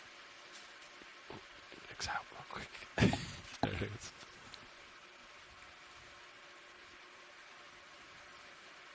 Well, you could section that piece up. Yeah. That's what I'm thinking. Could mini Zeus down. Copy. Video, can you zoom out full wide? I will need to extend the drawer like halfway to get. I think you can. Well, I think we're supposed to extend out halfway to grab it, right?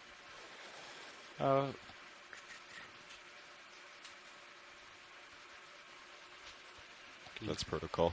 Can you extend a little bit here or not? I think I'm going to end up pushing you off. I can try. The other option is I just cradle it and bring it up to the end effector. Yeah. And then I'll just turn the pump on. Yeah. Yep. If you think you can get it.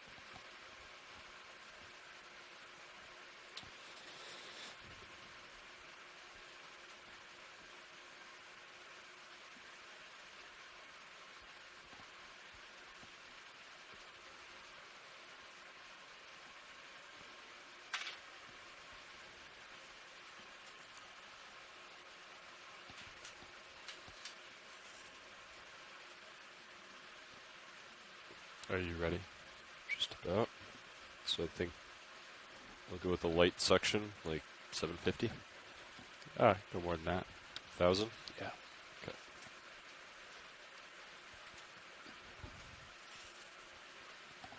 Alright. I am ready to enable when you are. You can enable it. Okay. Let me tilt down on Mini Zeus a little more.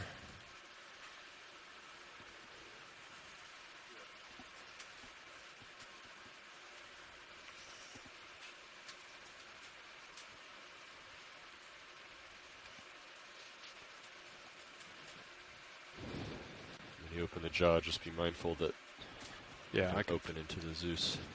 Yeah. I'd probably turn your wrist around 180. Get that big chunk almost in the mouth. Yeah. I'll ramp up a little bit. Looks like it's being grabbed there. Okay, ready? Yeah, it's going. Some pieces are in. I'm going to open. Okay.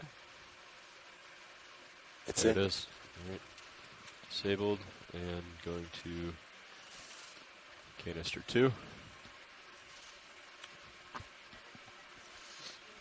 Yeah.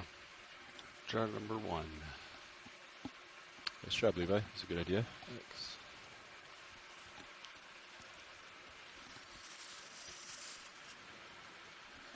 So we collected a small piece of that Verrill sponge.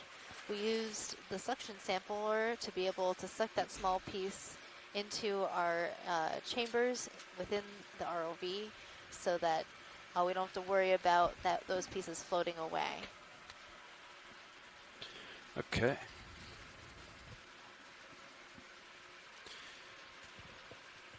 Well, I think that was a really great sample and a great day for spongophiles out there. Another great day for spongophiles out there. All right, take it off here. So I'd be interested to see how this sponge is related to the turbocharger sponge that we've seen in the Pacific, because it has a very similar structure when I was looking at it, but it goes in a full round vase, and the one that we've seen in the Pacific is just like half a vase. Pretty light sediment on the ground. Okay. I think the objective is to keep going up. Yeah, should we put in a little move here? And another thing to note is a lot of times these sponge colonies The can move actually they were recover prepared to make was 20 meters from bearing our sampling. 250. So we didn't bearing 250, hopefully so you'll need to saddle permanently the damage port the a little sponge. bit, It Levi. can keep growing. We don't necessarily need to because follow this that. sponge is It looks like colony, that's has a matches number of uphill. organisms working together, and so I they'll would continue concur. to grow. Pilot agrees. But if we came back in Ready a for few that move? years, it might look a lot different than what it looks like now. Yeah, you want to do like 10 meters. 10 meters, just, yeah, But of course, I we agree. don't know how fast That'll these give us some sponges time grow, to so it might take a explore this while depth. for it to get back to the way it was.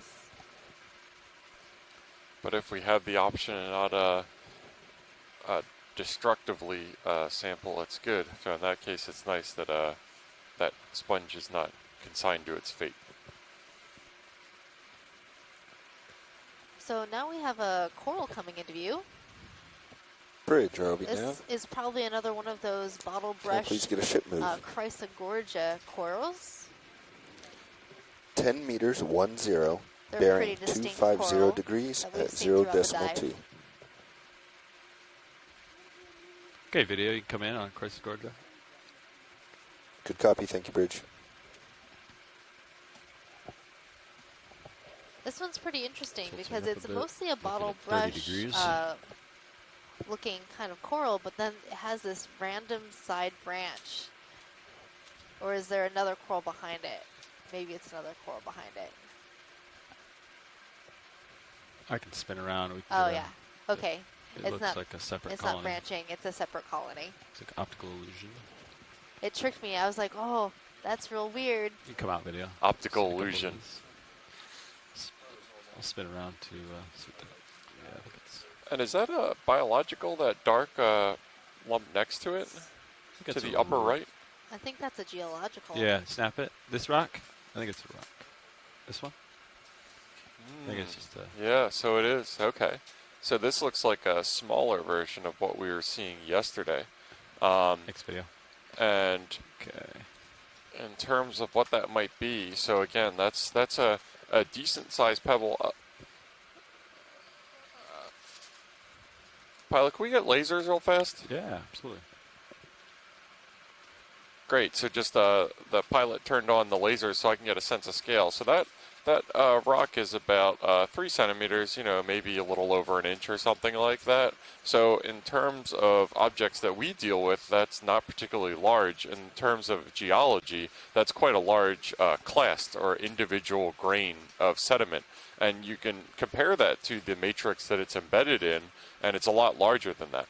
So again, whenever we get something like that, where it's one large pebble or cobble embedded in a bunch of finer stuff, it tells us some information. It says that it got there somehow.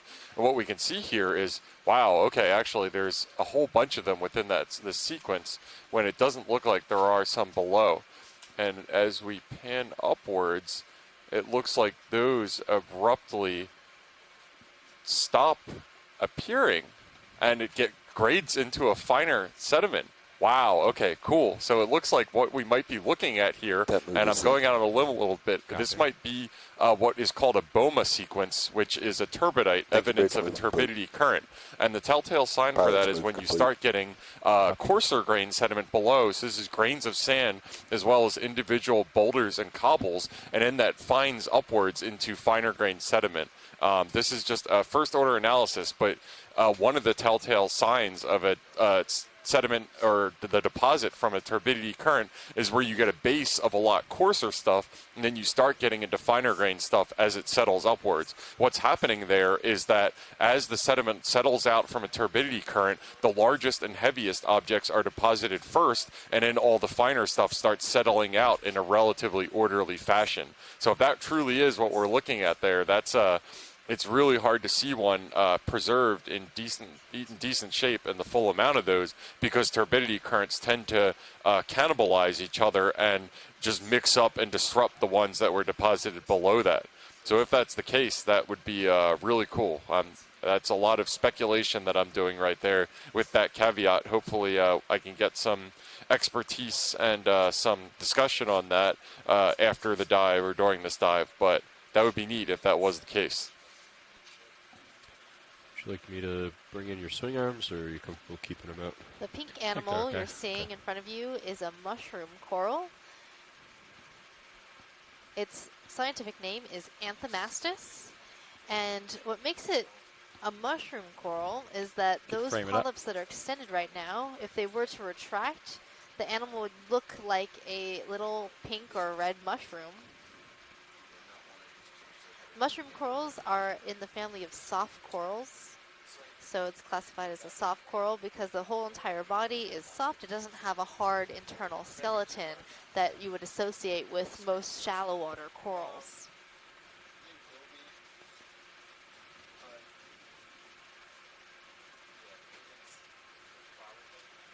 And it looks like there might be a worm or a nematodeon, perhaps, on one of the tentacles of one of the polyps on this coral. That's those little white animals. So that's an interesting association.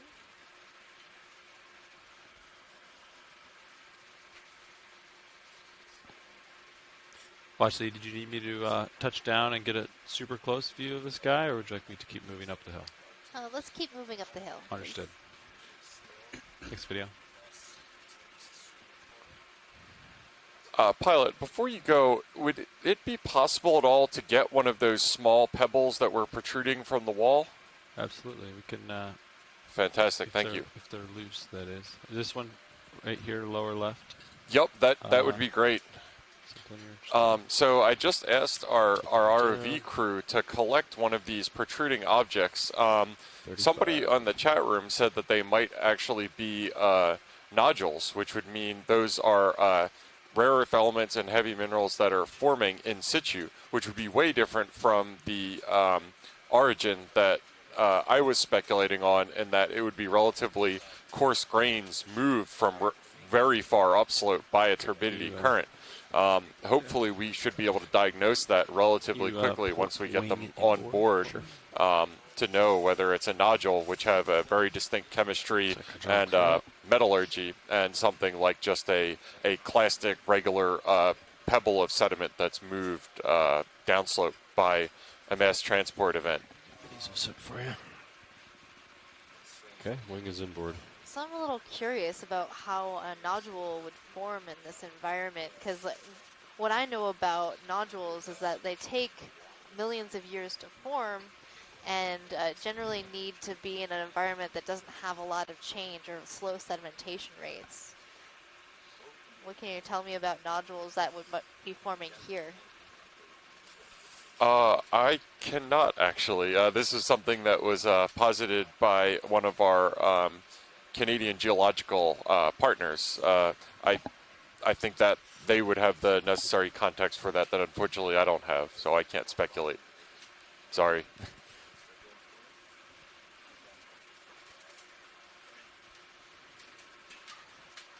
Well, it also looks like this particular specimen has an encrusting sponge, perhaps. Oh. Well, it's not a nodule? Oh, yeah, oh.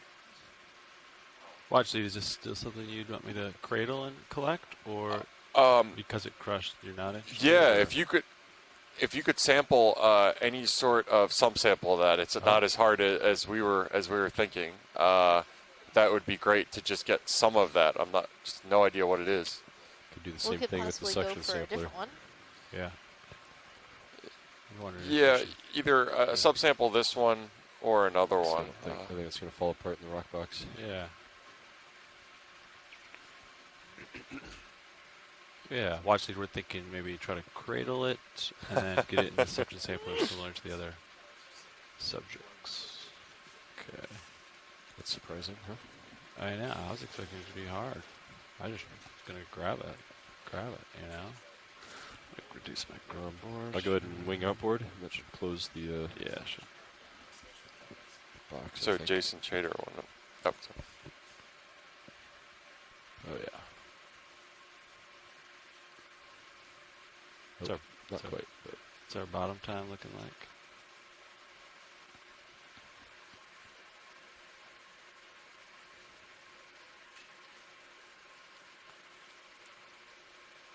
I'm gonna follow you down on Mini Zeus. It's like just 13 minutes on bottom.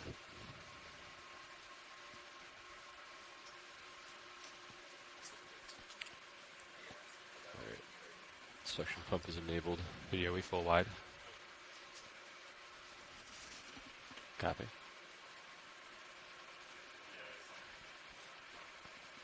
Got it on a pretty light. You guys are probably on this, but if that could either go in a bio box or through the suction sampler, whichever one would be better, it's probably not going to make the ride up. Copy. We're going for suction.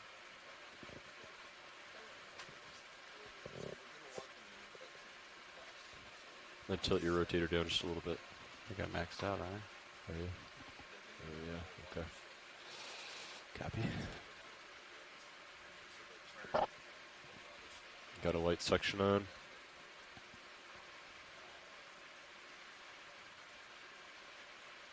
I'll ramp it up a little bit. I'll try to like use the nozzle. I would do, let's see what suction. I got 1,000 right now. 1,000? Do more than that. Try like 1,500 and then I'll let go. crap. Oh, there it goes. There it is. Watch, Lee, did you watch what went in? All right. Suction disabled. Yes, I did. Is that is that a good? I'm looking for a camera feed from the drum to see how mixed up it got. It's still a big chunk of it. Perfect. No, Yeah. that looks great. Okay. Fantastic. Thank you. Understood. So Yeah, couldn't tell if that was just from like the center or if it actually had some. Yeah, I think it's the smooth surface. I think it's the outside. So hopefully. What's it? It's difficult to see.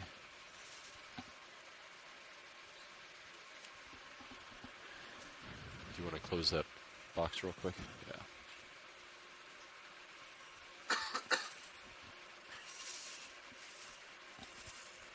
You might have to wing it. Maybe not. I got the reach. Thank you guys. That's great.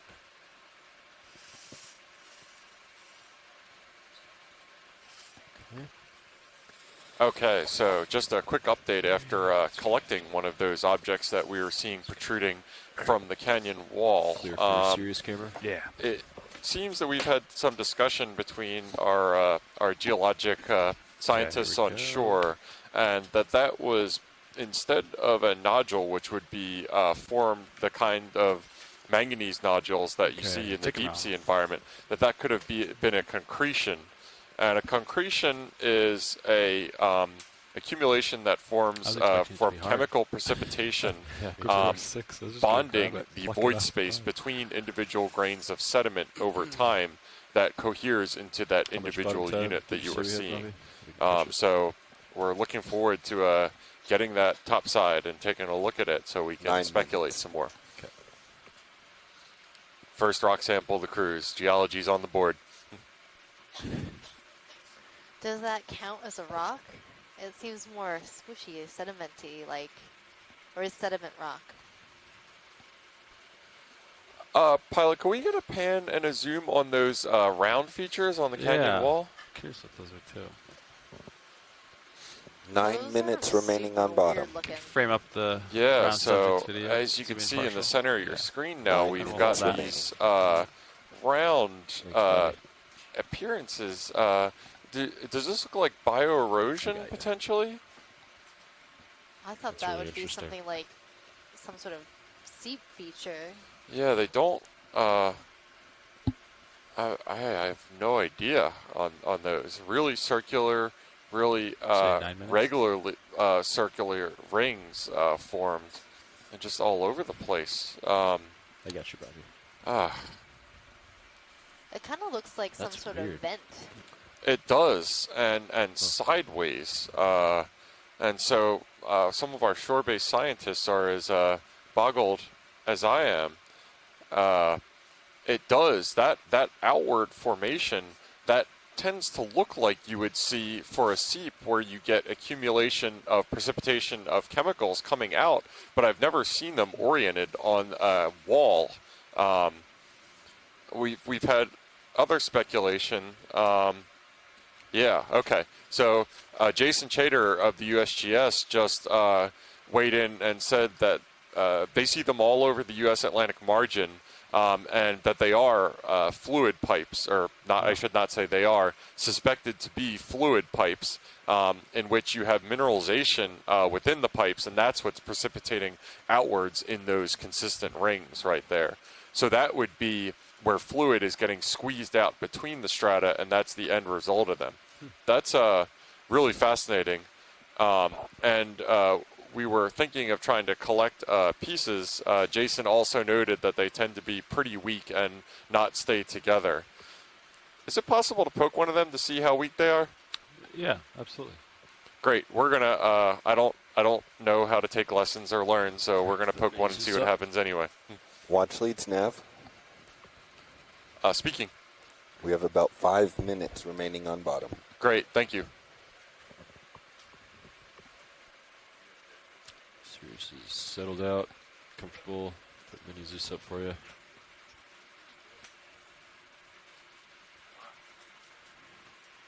So now the And, geologist wants to poke things. And just a quick update from Jason. He said that the sizes of these vary from this scale, which can we get lasers real fast? Absolutely. I'm going to start stowing your swing arms. Copy. That's all right. They're a little difficult to see here. Thank you. Yeah, no, I can see. So these are on the order of. Oh, sorry. So these are on the order of 10 centimeters. And Jason said that further down the margin, they vary in size from 10 centimeters, what we're seeing now, to tree trunk sized, which is impressive when you think about these are formed by fluid flow. When you consider the amount or the time that these would be active to deposit the rings around where the fluid is coming out. I can't speculate at all about the time scale that these operate under or how long it takes for them to accrete these rings, but tree trunk sized, wow. Great. Okay, watch lead. I'm going to take the titanium jaws of the manipulator and kind of scrape it. Video, you can come in partial on the jaws here. I'll rotate you up to center you.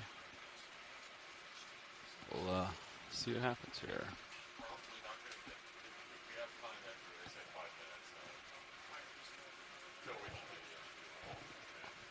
Yeah, so I can see the whole brown section deflect. See that? And kind of crumbling away. Yep. Yeah. So really, really brittle. Yeah. Brittle and crumbling. Is it possible to come in from underneath maybe and get like a scoop of it? Or do you think it might even be brittle to suction sample a little bit? Yeah. I think.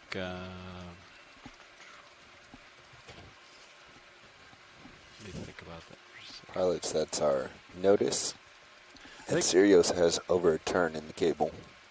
I think so you're going to need some setup time. Yeah, watch lead. If we had time, I think we could do it. But my navigator's informing me that it's bingo time, so. Okay, no worries. We should. It's time for us to start packing up and headed up to get to the surface on time. Yeah, no worries. 9 minutes to start making your way up. So if you think you can do it. Oh, 9 minutes? Okay. Yeah. We're going to give it a shot, watch lead. Great. Thank you guys. So what I'm going to do is I'm going to back off, draw out, grab the suction hose. Sure. You want me to put it back on Sirius? Or you want to keep? Oh, you keep it there. Okay. All right. Okay, we're ready. You can draw out. So stand by as we're trying to figure out how to sample one of these protrusions. Pen. That's interesting. Bobby, do you think you could help me keep an eye on the Sears camera on your monitor?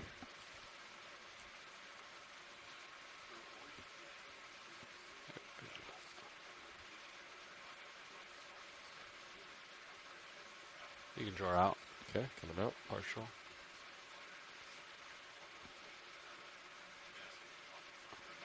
That's probably good. All right.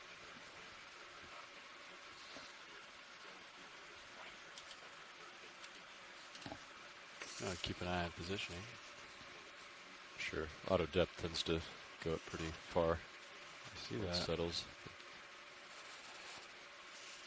Should be okay.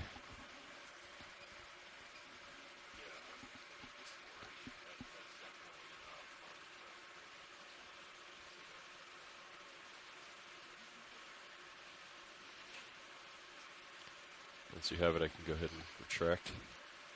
Okay, go ahead and retract. Back. Okay, drawer stowed.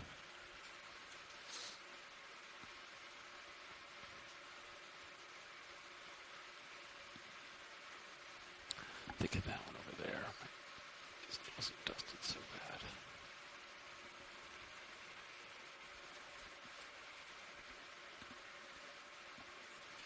Can you turn fog lights off? Fog lights coming off.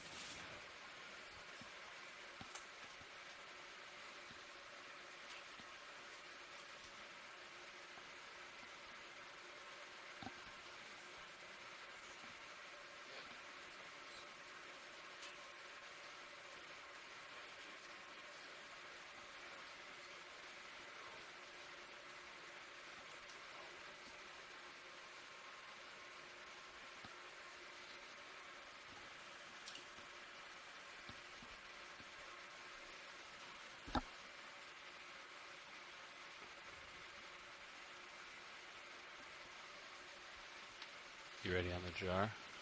I know we don't really have a Yeah. jar camera up right now. Yeah, we're on C3. Ready to enable. Pull up on jar camera, and Bobby will have to watch. Way up there. Is that okay, Bobby? All right. Could probably turn the high beams back on. All right, coming on.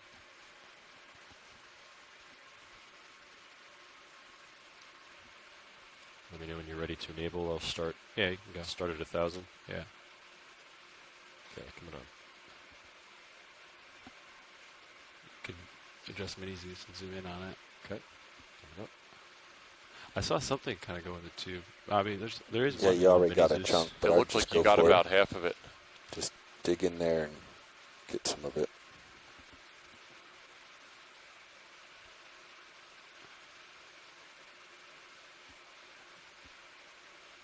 Increase. Oh, must be a little heavier. Fantastic. It looks like you got the whole feature. Thank you. No, I think it fell on the ground. It didn't go into the... Right? Bob? Yeah. Nothing came in. Nothing more came in. Yeah, I'd agree.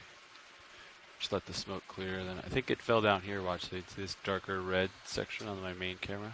Yeah, Turned if off you suction can, for now. Yeah, if you can grab it, go for it. I would leave suction If not, on. don't sweat it. Okay, I'll leave it on at 1,000. I'll ramp up when you're ready. Just digging from below it, so it kind of falls in. It's pretty big though. Oh, there it goes. Increasing. It's 1,500. Okay. It's in the nozzle. I could give it the wiggle. Shake. You might need to blow that into a box. Yeah. You could try full RPM, or concerned it might get stuck in the 90 fitting. Yeah, it's just we'll try to blow it in the both starboard open. Both starboard are open. Port inner is also open. I don't want to contaminate the other port. We'd have to come up off the bottom again. Keep just a little bit of suction on it. Maybe. Yeah, I got a 1,600 stationary. Okay, coming off the bottom here.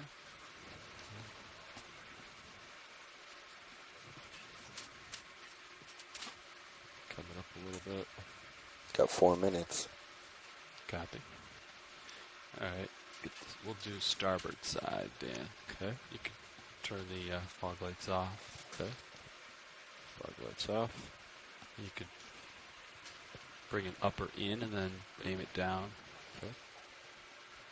And then draw out when ready. I think the manipulator's in a pretty good spot to draw out. I'm going to go ahead and draw out here. So you're going starboard? Yeah. It's good. Good. Oh, easy. Oh, sorry. Okay. There you go. Can you draw out further? I think you need to pull it away further. There you go. Yeah. Okay, auto depth, auto heading, That's auto max. XY.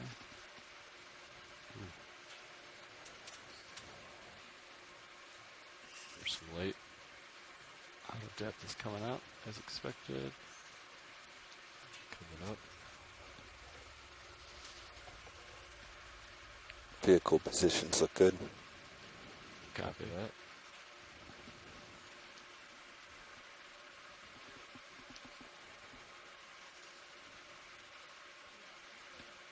Alright, so to go past, to twist it further right, I gotta go into continuous rotate and then jog it.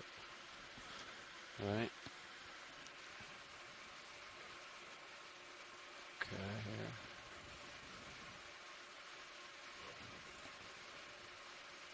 Okay.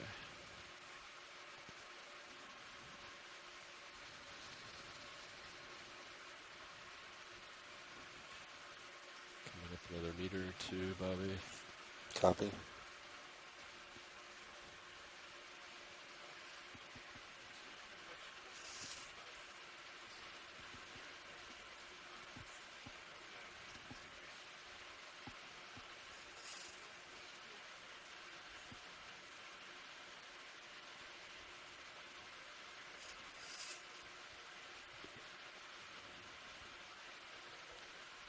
I'm going to go ahead and blow it. Yeah.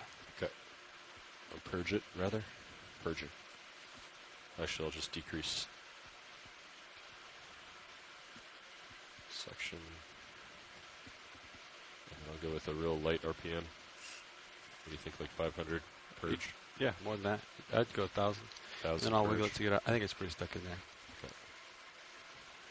There it goes. Okay. Okay. All right, guys. It's time to stow it. Let's get going. Thank you guys. That Keep was that. awesome. And I'll retract the drawer. That's starboard, outboard. Okay. Then go ahead and Oh, bring nice. it back, and then I'll stow it. Starboard, outboard. That would be fluid expulsion. And swing arms are all in. Then Sirius camera coming back on. What's the turns? There. I've got a turn in the 6/8. Okay. All right, watch lead. That marks the end of the dive. We're going to come up. Thank you, pilot. We appreciate all your hard work.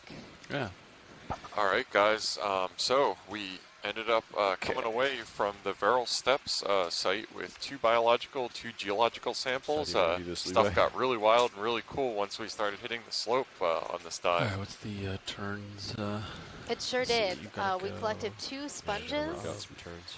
different kinds of I'll sponges, just come and underneath you. And you are can- 2 you really get your interesting turns, geological take your rotator and go formations. straight Yeah, down. what we're tentatively Yep. calling You come up concretions, to those 20. round You go. nodes I'll that we punch in saw in out the of canyon depth. walls, and then what is tentatively I'll come under you, identified come as up, a get your turn a sussed fluid out, and expulsion I'll get my turn feature, sussed out, and a then chemical we'll deposition left by fluid being pressed between sediment layers. You can So turn in. we're chomping at the bit to get a hold of those on topside. This has been Get a turn great. starboard, looks like. Yep. And we will be having our post-dive call and pre-dive planning tomorrow, or for tomorrow, in about 10 So minutes. I'm lined up with Yeah, the about ship. 10 minutes. Oh, with the turn. Other come one interesting full things that we rotation. saw during the dive is when we first landed, there was a soft sediment community where we saw a number of different species of fish. Copy.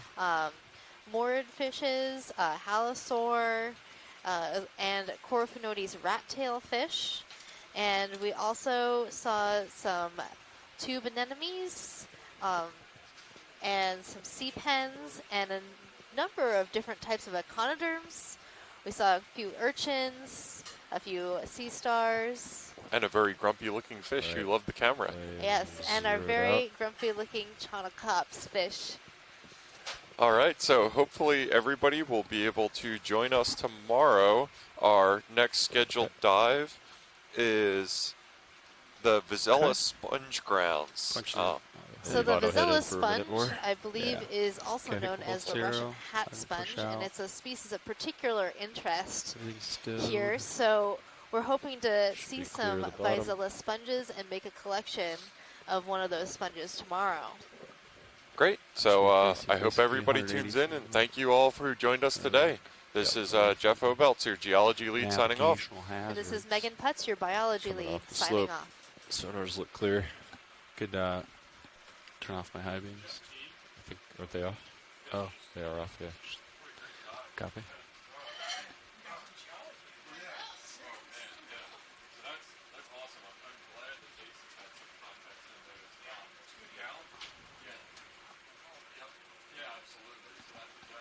Come back. Further on the camera.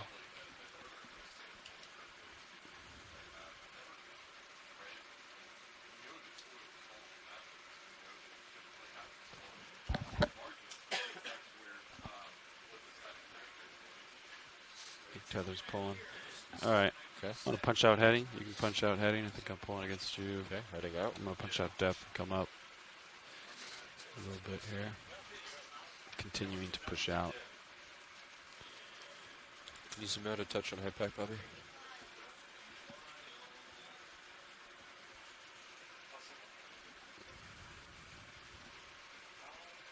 I'm just starting to see my light pool. Can you zoom out it just a little bit on high pack, Bobby? Yeah. All right, Dan, I'm spooling up my vertical thrust. Thanks. Okay. Once you start coming up, I will match you.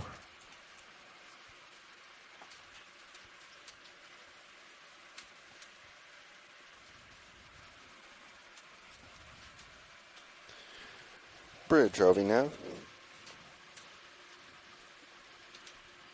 That trail of Wanted dust to let coming you up know from the below vehicles are off bottom. Thank you. Yeah, I feel like a spaceship. Alright, ramping up to 30. A little hot. Come down.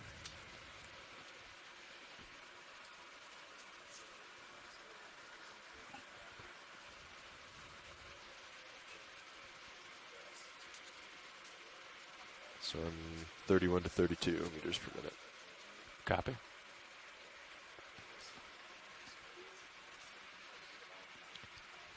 Turns are all zeroed out. Tether looks good.